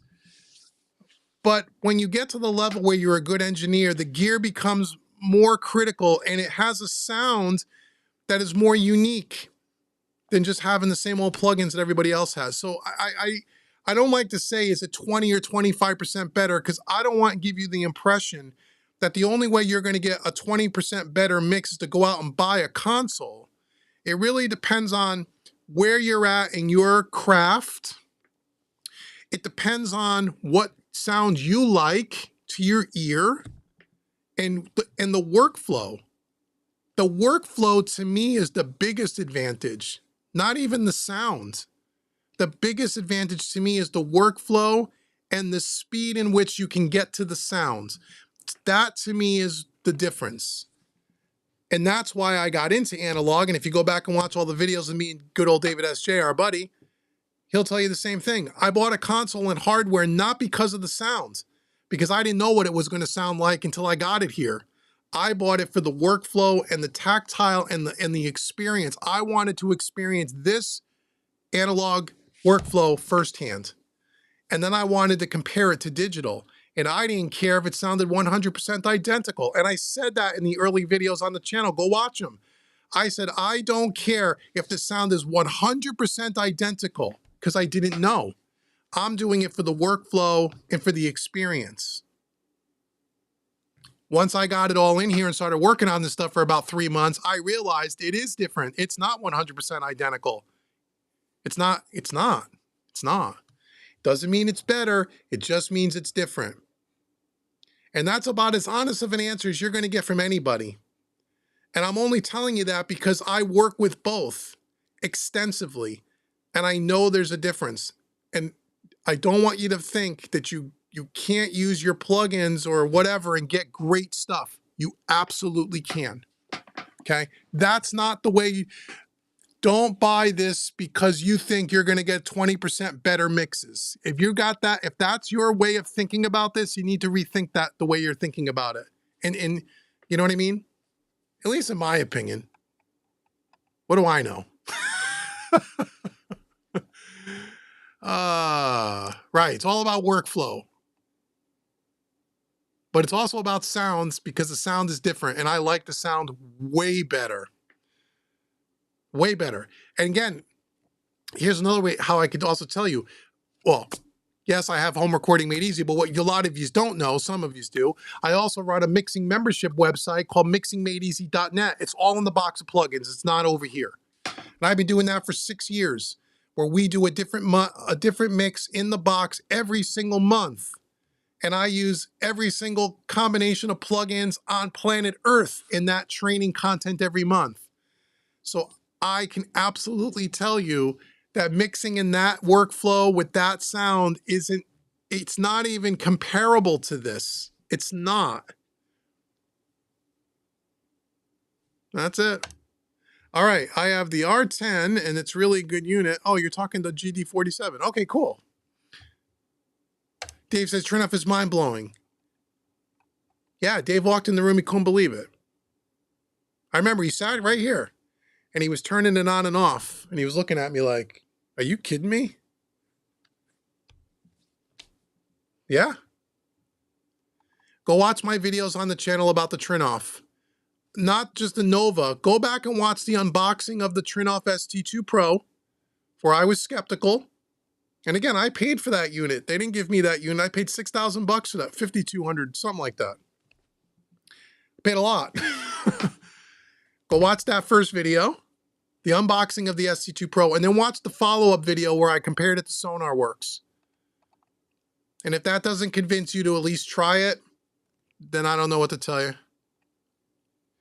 Zona says the 32 is 50K and the 30 and 34K. Oh, for the Reverb Origins. Are they new? Zona? Those sounds like new. Those sound like new prices. Those can't be used. Or actually, no.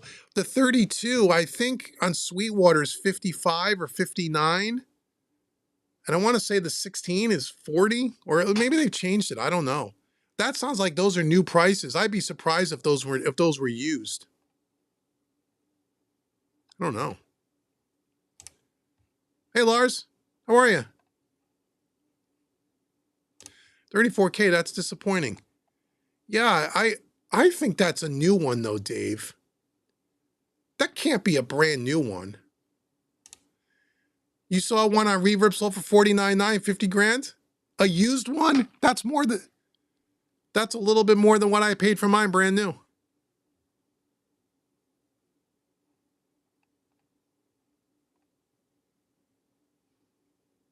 Interesting. Interesting.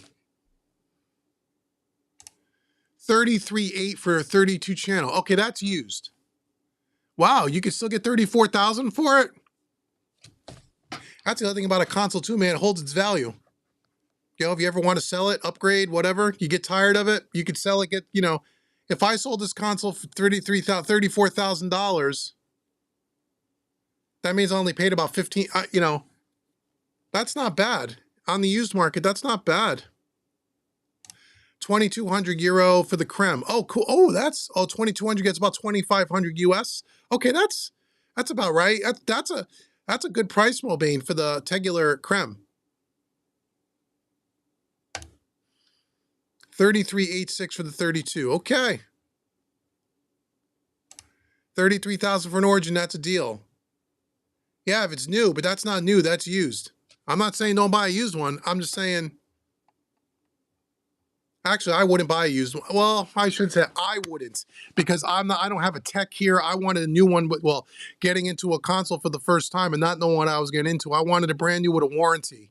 So I wouldn't buy a used one personally, but you know, if you could get 33,000 and if you could talk them down to like 30K for a used one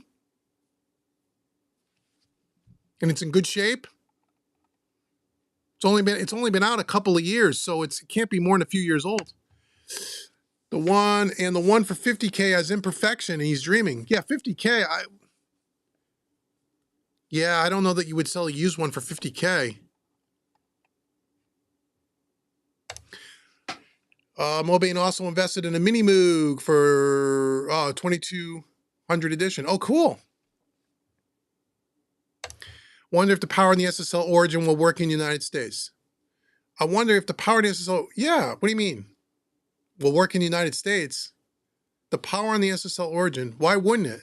Mine does. Am I misunderstanding that, or did you mistype that?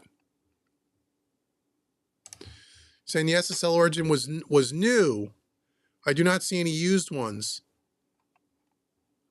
I haven't looked, so I don't know if there's any used ones. Acoustical plugins, Lace, Linters, very good, and Studio DMI plugins. Oh, okay, cool. I'm not, like I said, I'm not an acoustic guy. Mark says I love them. Analog accession plugins are awesome. I've never used any of their stuff either. I don't use a lot. I don't buy lots of plugins anymore. I got them all.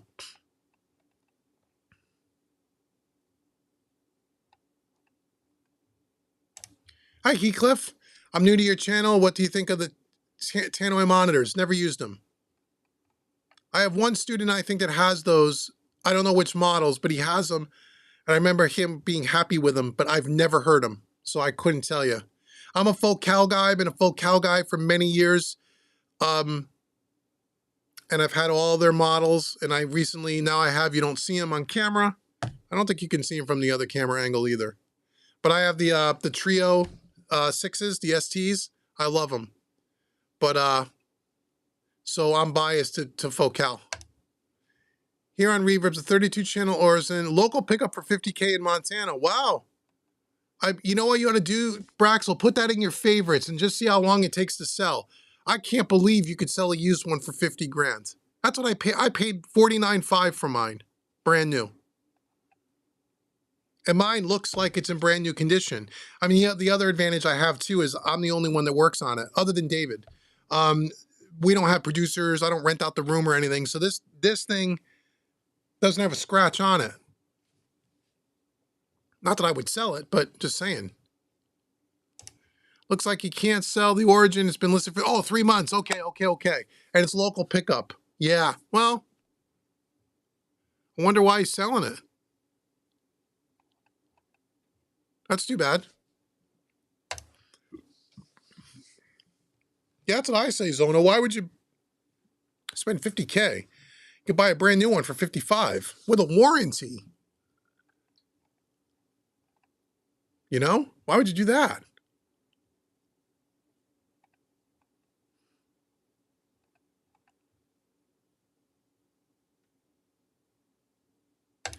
Andrew says, Mark Daniel Nelson, it was Your thoughts on the acrylic? Okay. I don't know if that's really Mark. I think it's someone that maybe represents Mark.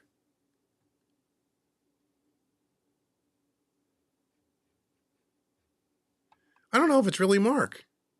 It is you. All right, good. Well, thank you. You're one of my heroes, man. I really mean that. I really dig your stuff, man. I do. I do. You like my fun videos. Okay, cool. I like your videos too, man. You make better videos than I do. And it is you. Okay, good. All right, man. Well, look. Huh? David S.J., we're famous now. We got a real engineer in the house, finally. Not just us knuckleheads talking. We got someone that actually knows what he's talking about here. That's great, Mark. Thank you. Thank you so much for supporting. And I know you've left some comments on some other videos, and I just didn't know if it was really you, but I thanked you in those comments. And if there's ever an opportunity where we can chat or do a video together, I'd love to interview you. You let me know. Let's see. Can we mix and master with a Focusrite 2i2 bundle? I don't know what's in that Focusrite 2i2. I don't know what's in that thing. There must be like a bundle of plugins or something, right?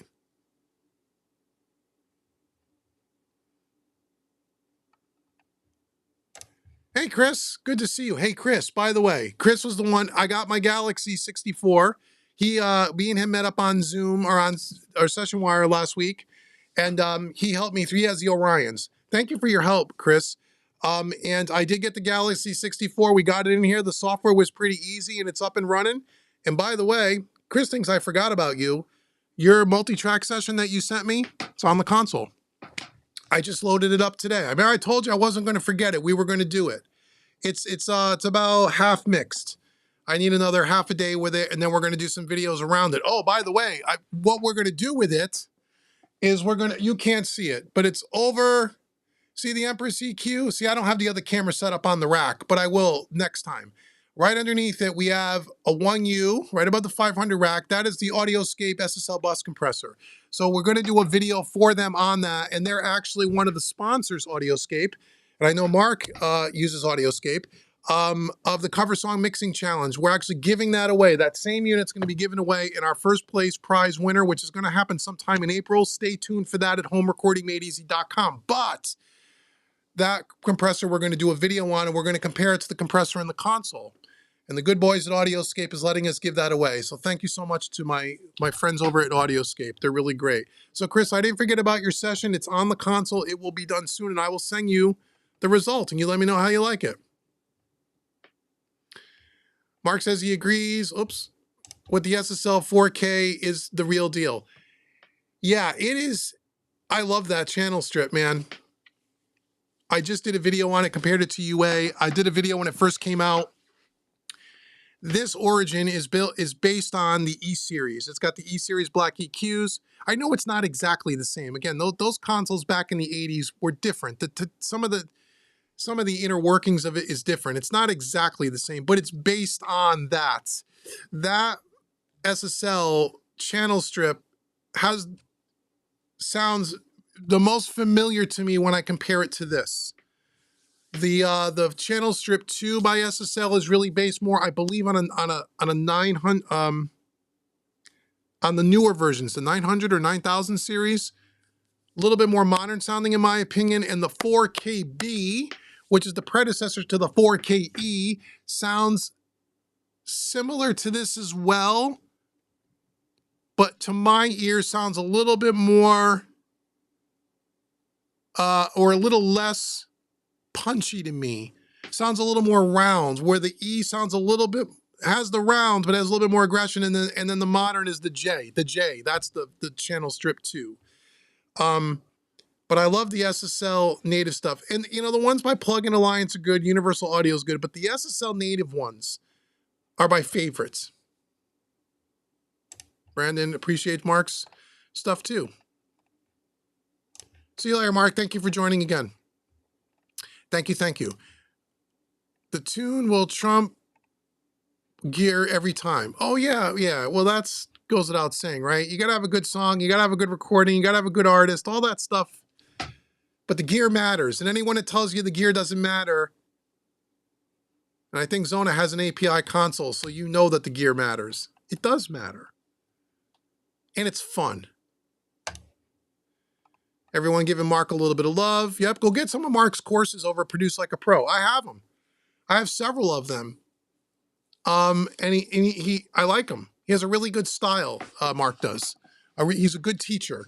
Good teacher. He's one of the, well, I shouldn't say it. I won't say it, but he's a good teacher. I'm not going to say anything about anybody else's courses, but he's one of the few that know how to convey the information and know how to teach. A lot of good engineers, but just because you're a good engineer doesn't mean you're a good teacher. There's something he is. The difference is in the depth and the fullness. I have a question, why you are sending from Pro Tools into mic pre's of the console instead of the line in. We are using the line ins. Oh,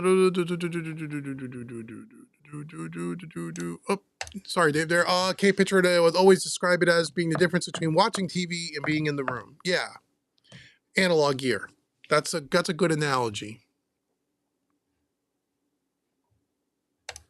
Higher grounds: Universal Audio Apollo versus PreSonus Quantum. A to D, D to A. Higher grounds. We got 3 videos on the channel that compare those 2 units. Go watch them. And all your questions will be answered. Never tried Cakewalk.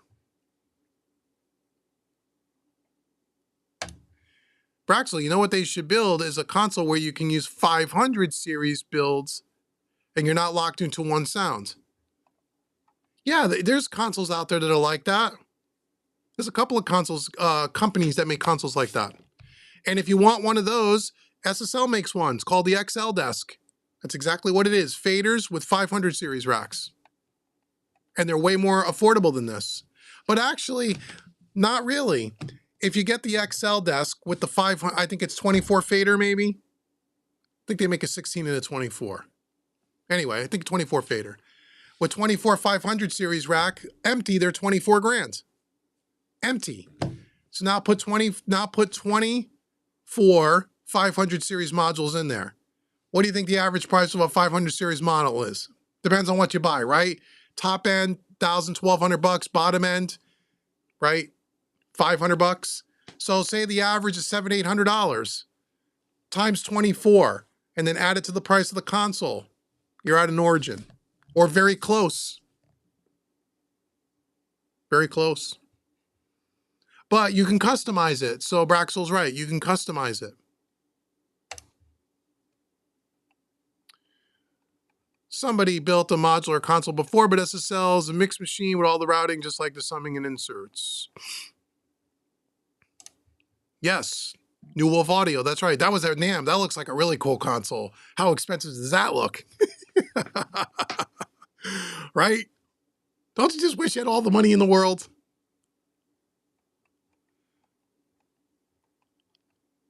Let's see. I'm scrolling down. 34K for a used 2021 Origin. Okay. If it's in really good shape.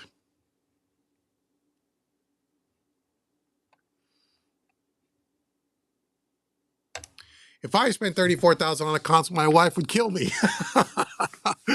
revive me, and then kill me again. Well, there you go. I guess you're not buying a console. Or it'll be fun for the 15 minutes that you're alive before she kills you and then revives you and kills you again. Yeah, man, it's not for everybody. It's a big ticket item. But again, I do this as a living. This is what I do for a living. This is not, not a hobby for me. So I get it. That's funny. Hey, happy wife, happy life project. Happy wife, happy life. I would not buy a console. I've been working in studios and seen channels go down and have issues. If you do not have a tech, it'll suck.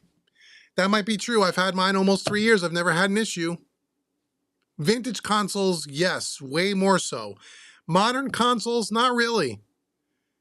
Not really. And honestly, if you had these things all are modules, you could pull a channel out, put a channel in.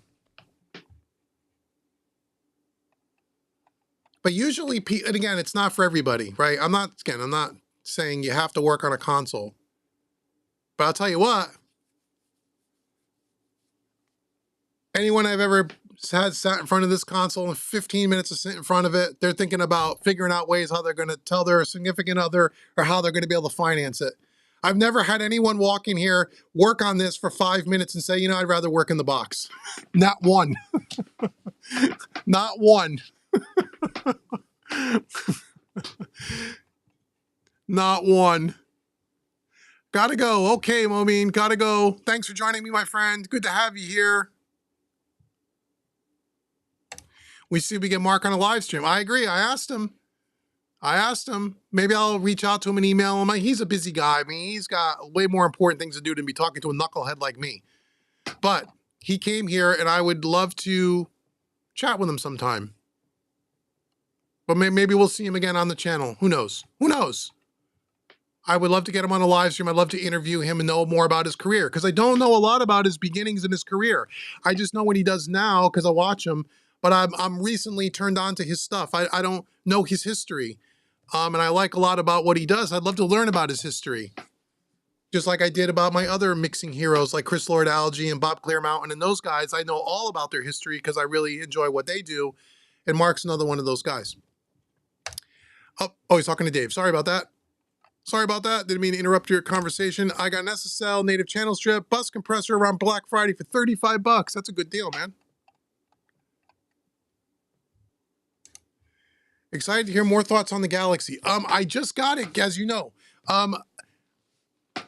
Like I said earlier, I wasn't able to have both rigs, Quantums and the Galaxy, set up side by side and do all of that stuff. I did have a mix that I finished up on the console on the Quantums, and then I reprinted it through the I didn't really, in other words, I didn't do it. It probably wasn't a fair test, but I didn't hear some remarkable difference between the Galaxy and the Quantums. I think the Galaxy sounds fantastic. But I remember, I think you were telling me, or someone was telling me, like, they heard an instant huge difference. I didn't hear that huge difference. I heard it sounds really great. Oh, but the one thing I will say, I think I said it earlier, Chris, you might not have been here. There is way more headroom in the Galaxy, way more. I can push things a lot harder and not even have to be concerned about clipping the converters. And I know some people like to clip the converter because they like that sound. That's not my thing. But just being able to not even have to worry about coming out or going back in clipping, a lot more headroom. That I really like. But I didn't hear some remarkable difference in sounds. But I wasn't expecting to be honest. I just know it sounds really good. And the software wasn't a big pain. It was easy to set up. It's kind of that set it and forget it thing you were telling me about. And I've only had it a week. And so far it's worked. I haven't had any problems with it. So I'm hoping, keep my fingers crossed, that's the way it's going to be. So yeah, that's my update thus far. Ronald says, I spent my tax refund. Excellent, man. On an SSL Big 6 and Apollo X6. What do you think? I think those are both great products. I had the Apollo X6 before. Great interface. SSL Big 6, I don't have one, but I know people that do and they say they love it. And anything SSL makes is great. I own a lot of SSL products. All their controllers, the console, 500 series stuff, and they're great. They don't make bad products at all, as far as I can tell. So that's great. Good for you, Ronald. Chris said he heard a difference between the Origin 1 and, Generation 1 and 3. Oh, okay. Yeah, yeah. Maybe that would make sense. Maybe they did a major upgrade in the Orions, and that was the big difference that you heard. I didn't hear, a big difference between the Galaxy and the Quantums. I didn't. But I'm okay with that. I'm okay with that. Okay, Pitchford said, I started my hybrid journey when you started this channel. Oh, good for you, man. have been following you, and I'll say this: I don't have the space for a console, but I enjoy the hybrid work. I enjoy the hybrid with hardware a lot more. That's cool, man. Good. Well, I'm glad that if the channel's helped you in any way, great. I hope it even if you learn what not to do in some cases, hey, that's helpful, right? So that's awesome. We've been able to help you. And you don't have the space for a console, that's okay. And if you like working with hardware and working in the box with a controller or something, awesome, man. Awesome. Good for you, and thank you for following. Yeah, I describe it as a loud interface, but all the headroom can be easy to overload the outboard gear sometimes. Yeah, it is. It's got a lot of headroom in it.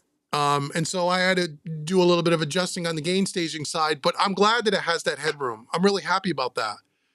So yeah, so far it's been good. Dave says he has to check out. Okay, man. You have an early morning. Good luck at work. We'll catch up soon. Thanks for joining, Dave, as always. This channel's been so helpful. Great. I'm so happy. That's why it's here. It's here to it's just here really to share what I'm learning in my journey. And if it helps you, awesome. And that's why I love this channel so much, is because I can help people, especially people that are getting new into analog or new into hybrid and they're not sure where to start. If they come to the channel and they see the way we kind of fumbled through things, and you know, if you go look at the very first videos on this channel and then look at the last video I just did, the growth in the short amount of time is huge. And man, I learned so much about this workflow, man, that I had no clue what I was getting into. And I learned a lot, and I learned a lot from a lot of you guys. So yeah, if it's been helpful, man, that's great. I'm glad you're here. If you had the Cranborn HE2, where would you put it in your master bus chain? Oh, I don't know. That's their, I don't know. Where would I put it? I would put it in probably after the bus compressor. I don't know. Would I change it? I don't know. I'd have to hear the compressor. I saw it, the thing at NAMM or whatever, but I have no idea what it sounds like. Dave, I'm curious to hear the difference between the SSL and my Audient. Maybe we can send the same tracks. Maybe we can send the same tracks through and see the differences. Sure. Well, I mean, I assume that the session you sent me, you mixed on your Audient, or maybe you didn't. I don't know where that session came from. I just know you were nice enough to send it to me. But if you want to, if you ever wanted to do something where I could send some stuff through, you can send some stuff through and you can hear a difference, sure.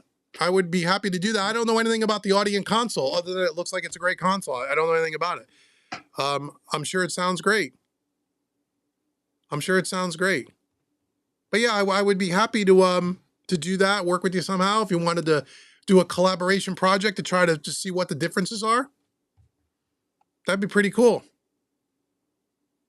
Okay, we're getting down to the end of the chat here. Harmonic EQ. All right, man, we've been on here almost 2 hours. I'll stay on a few more minutes, so if you have anything you want to say, anything you want to talk about, now's the time to do it.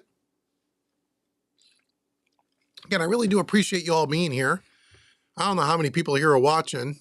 I guess I could pull up this window and look. Oh, 34. Wow. Okay, great. This is great. 34 people. Awesome. Still have 34? Let me see. I reset the window here. 33. Okay, one E is left. That must have been David S.J. that left. But I really do appreciate all you guys being here and supporting the channel. And thank you for the super chats. And yeah, again, if there's anything on the channel you want to see, I mean, there's more videos coming. There's always more videos coming. I got a lot of plans. I'm real excited to work with SessionWire and to do some demonstration stuff and some masterclass stuff. And that's going to be fun. And we're just going to keep, plowing down the road, as it were, over the next, rest of this year. Any new gear coming soon? Only stuff from possibly Stam Audio. That's it. And again, we have, an agreement of what we're going to do for them and what they're going to do for us. The problem with, or the thing with Stam is just they have a long lead time. So I don't know when it's coming soon. I'm hoping that it's coming soon, but I don't know. I could be talking to you this time in December going, we're still waiting for the STAM stuff. So eventually we're going to do stuff with STAM. It's just a matter of when they can actually get production out the door and get us some stuff. So that's coming sooner or later or whatever. What else? Nothing new on this side that I can think of. No, nothing in my plans right now. As a matter of fact, I'm looking to scale down some stuff. I'm getting rid of some stuff I don't use. I'm getting to a point now where I'm trying to build chains of stuff that are my go-tos, that I have my settings. I drive the console into the gear. It makes things more efficient, make things faster. It's easy for recall. And I'm about halfway there.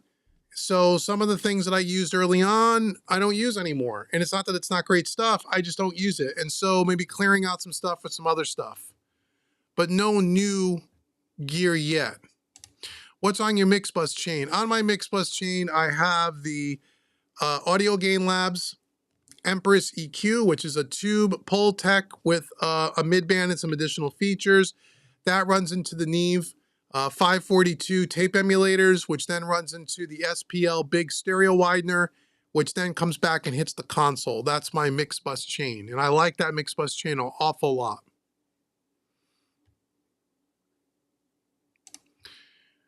You're interested in seeing the SA609. Yep, that's one of the ones that I am working with him on. It's his 33609, which I want.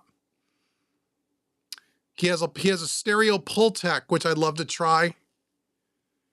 And then I would love to, we've talked about it. Again, I don't know if I'm going to get one, but we've agreed to work out a deal on a Fairchild 670. But again, I don't know if I'll ever see that. It could take forever to get that. I don't know. But him and I have talked about doing some videos in exchange for some gear. If I like the gear, some of the gear we're going to use as a giveaway, like his SSL bus compressor as part of a mixing contest. And he knows which pieces I'm interested in. It's the 609, it's the stereo Pultec, and it's the Fairchild 670. Those are the three pieces that I'm interested in. And we have a verbal agreement to do stuff with those. Whether he's able to, whether that'll all come to fruition, I don't know. Josh seems like a really great guy. And so, yeah, we'll see. All I can say is, we'll see. I've heard some people waited 2+ years for STAM. I haven't heard about it being that long, but I've heard people, and he believe me, he is very aware of that. And I think, and he has things that he's doing to try to rectify that. And that's about all I'm really at liberty to say. But if his gear is good, and I don't know if it's good, I don't know. I've never used it. Some people on the last live stream we did said you have some of the stuff and you really liked it.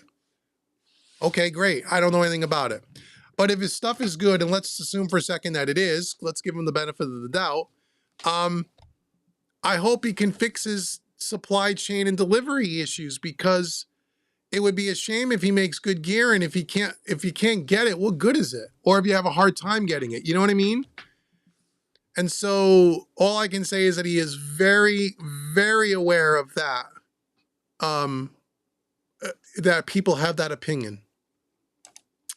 STAM is unreliable. Okay, do you have firsthand knowledge? Do you have some of their stuff, and have you had issues? I don't know. If you have, okay, that's good to know. But how is it unreliable? What firsthand, and maybe you do, Kaiser, what firsthand knowledge do you have of that? Because I haven't heard they're unreliable. I've heard that I don't know if you mean the gear's unreliable, like it's maybe faulty, or if you just mean their delivery is unreliable. That's the one complaint that I've always heard about STAM, is that good luck getting the stuff. But I'm willing to try, man, because he seems like a great guy. And what few videos I've seen on YouTube, it looks impressive. Don't know.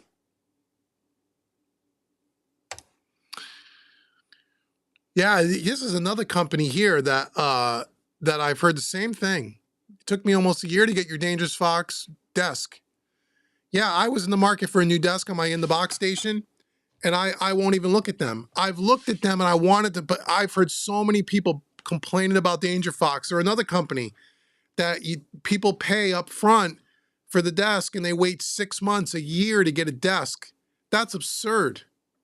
That's another company. I say to myself, what do you do? Now, I almost Danger Fox, I believe, is in the United States. I think. I mean, I almost understand it a little bit about Stam Audio because they're in Chile. They're not even in the country. So I can understand maybe they have some different types of issues that maybe a U.S. company's not dealing with. I don't know. All I know is that I've heard people waiting, and then they try to get their money back from Danger Fox, and Danger Fox doesn't respond to emails. Those are the videos I've seen. I'm not saying their companies like that through and through because I have no experience with them. What I will say is that when I looked at desks, Danger Fox was off the list immediately because I'm not waiting a year to get a desk. Not waiting a year. And again, I don't know what happened. And again, I know a lot of companies, you know, say COVID, the aftermath of COVID is still affecting them. I mean, again, maybe that's true. I don't know. Maybe I'm assuming that it is. I don't want to say anybody's not telling the truth, but COVID is 4 years ago. If a company hasn't recovered after 4 years, man, if that's really true, then I really do feel bad for them, and I hope they could get some relief there because they're losing what they lost me I won't buy a Danger Fox desk. They lost me. I'm sure there's many people like me that won't buy their stuff because they're not going to wait. And again, like I say about Stam, I told Joshua that. I told him that. I didn't buy any of your stuff because I've heard of Stam. I was interested in it, but I'm not going to wait 6 months to get a compressor. Not. He understood. He was appreciative of that. I hope that both those companies can get back on track because if they're good companies and they make good products, it's a shame they can't deliver and they lose business. I don't want to see those companies go out of business. I know Danger Fox makes a good desk. Their desks look awesome. And the people that have them love them. But, I mean, you know, there's lead times and then what's reasonable, right? What's reasonable? Exactly what good is it if they're always out of stock? Yeah, no, I hear you. But you said they're unreliable. So what do you mean when you say they're unreliable? Are you just meaning the lead time and the delivery, Kaiser? Because if you do, that's totally valid. I hear you, brother. But when I hear unreliable, I automatically think that the quality of the gear isn't good. But you may not mean that. So let's just make sure that if we're gonna, you know, let's talk from if you are talking about that, you got to talk about firsthand experience, right? So, but you're right. You're totally right. What good is it if they're out of stock and you can't ever get the stuff? Danger Fox had my money for almost a year before I got it. Their base in Waco. Yeah, that would frustrate me, Braxel. That would frustrate me. Might be due to the wood situation. Yeah, I know there's a situation. I don't know what it is. I'm sure there's a valid reason. I don't know. I don't know. But I mean, what? Again, I don't know. I'm talking out of my ass here. So guitar manufacturers, I mean, people that make acoustic guitar, I mean, right? Do we see these huge shortages in all the main guitar manufacturers? They all make shit out of what? Wood. I mean, is there really that? Again, there may be, I don't know. I don't know. I just know that, I don't know. I mean, what is Danger Fox making their stuff out of that is so precious that they can't get? Right? I don't know. Braxel said he was not happy with Danger Fox. Oh, with the dance arounds. But you were happy when you got the desk. So the desk is great, right? It's a good desk. It looks like a great desk. But you're going to wait. Well, you know what? As long as you, hey, look, if you know you're going to wait and you got people on that are, again, all you got to do is go to YouTube. Braxel's not the only one saying this. There are lots of videos complaining about the delivery times from Danger Fox. If you're willing to wait because you really want their product, as long as you know what you're getting into and the company's up front with you and you're willing to wait, then I have no problem. What I have a problem with is if you're told you're going to get a desk, and this is what I've heard. I have no experience in this. I'm just telling you what a couple of people have told me with Danger Fox, that they were told they're going to get a desk be in 2 or 3 weeks, and in 2 or 3 weeks, and then it's follow-up, follow-up, follow-up, and they felt like they were getting the runaround, that Danger Fox wasn't being upfront. I don't know if that's true. That's hearsay on my part. I wasn't part of those conversations. I'm only telling you what some students have told me. They have no reason to lie about it. So that's the part that pisses me off. If the company is up front and says, hey, look, man, you buy a desk, it's going to be 6 months, and you put the money down because you really want their product, great, man. Same thing with STAM. If STAM is honest about their delivery time, or as honest as they can be, and they're not taking your money with the thinking that you're going to get something in a couple of weeks and it takes 6 months, then I have a problem. He says the delivery sucks. Yeah, so yeah, no, if you're saying they're unreliable because of that, I hear you. I hear you. I know, I mean, I haven't bought anything from them, but it'll be interesting to see how long it takes to get the bus compressor that they say they're going to send me. Now, we talked about that about 3 weeks ago. I haven't gotten a tracking number yet. But then again, I know he's probably trying to fulfill paying customers before he's going to send me a demo unit, right? So I'm understanding of that too. I'm sure I'm not first in line, and I shouldn't be. I'm not a paying customer. Desk is made real good, but the front shelf bows and needs some support. Oh, okay.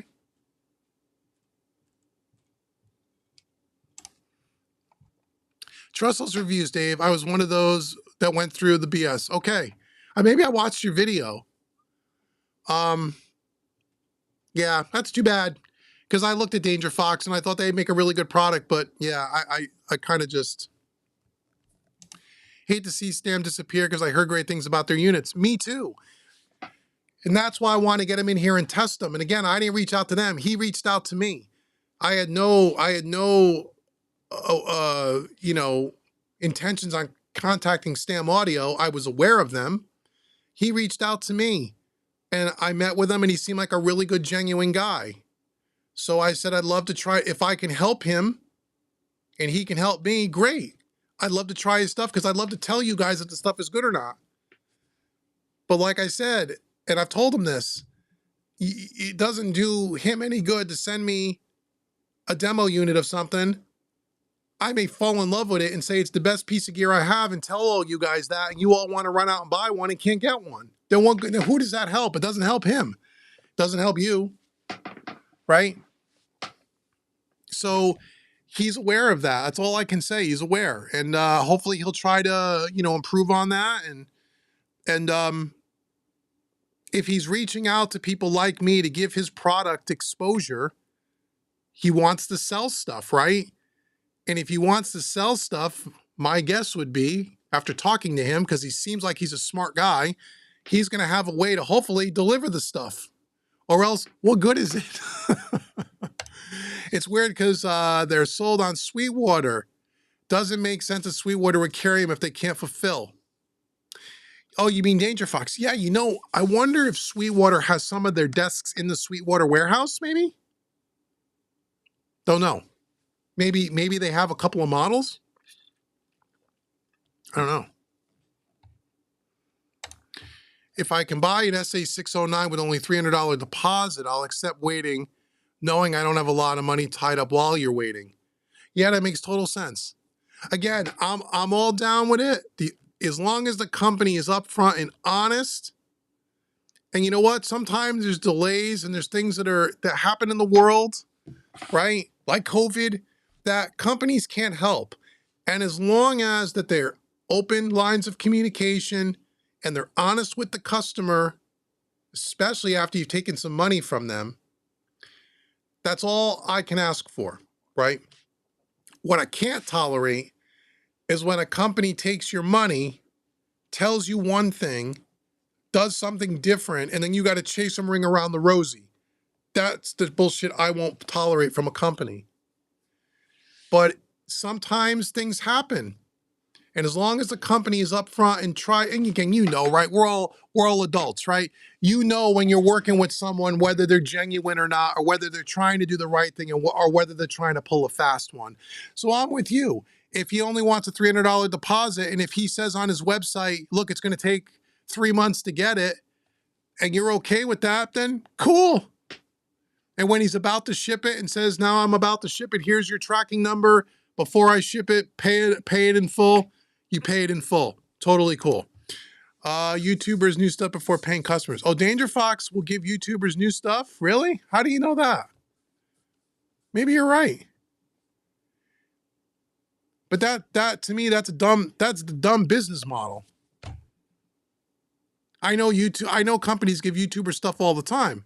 I'm one of those people, but I can't believe they would give me something before they could give you something that you can buy. You'd hope they wouldn't do that. DJ, hey Dave, hey man. Do you ever clip your console? Does going into the red sound nice, warmer like on most analog consoles? Not on this one. A lot of people have that misconception. On the old SSLs, one of the things that a lot of engineers would do is everything would be in the red. Not everything, but they would push the console. They would bend the console. This desk doesn't sound good when you hit it that hard. You're not slamming it. I'm not conservative with it, but I'm not slamming the hell out of it. It doesn't sound good to me. This desk doesn't sound like a lot of those old SSLs when you do that. I think it sounds great. It sounds big and fat and warm, but there is a limit to how you can push it. At least for me.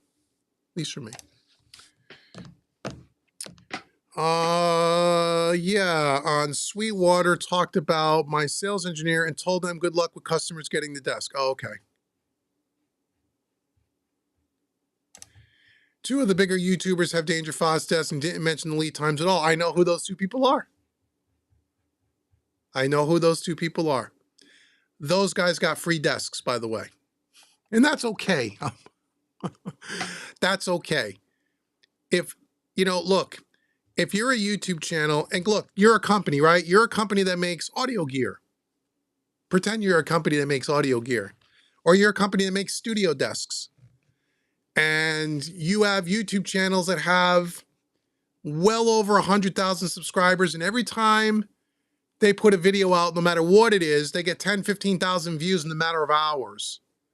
If you're a company looking to sell products to that very targeted audience, you would be foolish not to send some YouTubers some free stuff to put it on camera, because that's going to help grow your business. At least that's the hope. And I get it. And you want to know what? Even though I'm not a big YouTube channel like that, but I understand there's those YouTubers, they add value to a product. They're a built-in marketing campaign. Look, I've done some of it here on this channel with Audioscape. I've done a lot more of it over at Home Recording Made Easy, not with real high-end gear, but with smaller stuff, where, a YouTuber can really help a company, and a company can really help a YouTuber. And I'm not against any of that. I do some of it.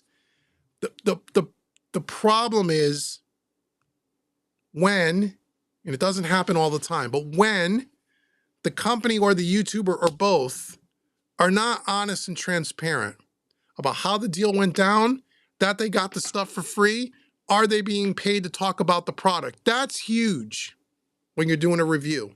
Huge for you, the watcher, because you want to know that you're getting an honest opinion. And are you really getting an honest opinion? That's the part that isn't always done on the up and up. And I know that firsthand. Most times it is. Sometimes it's not. Some YouTubers, and I'm not one of them, but I understand why they do it. They have to make a living.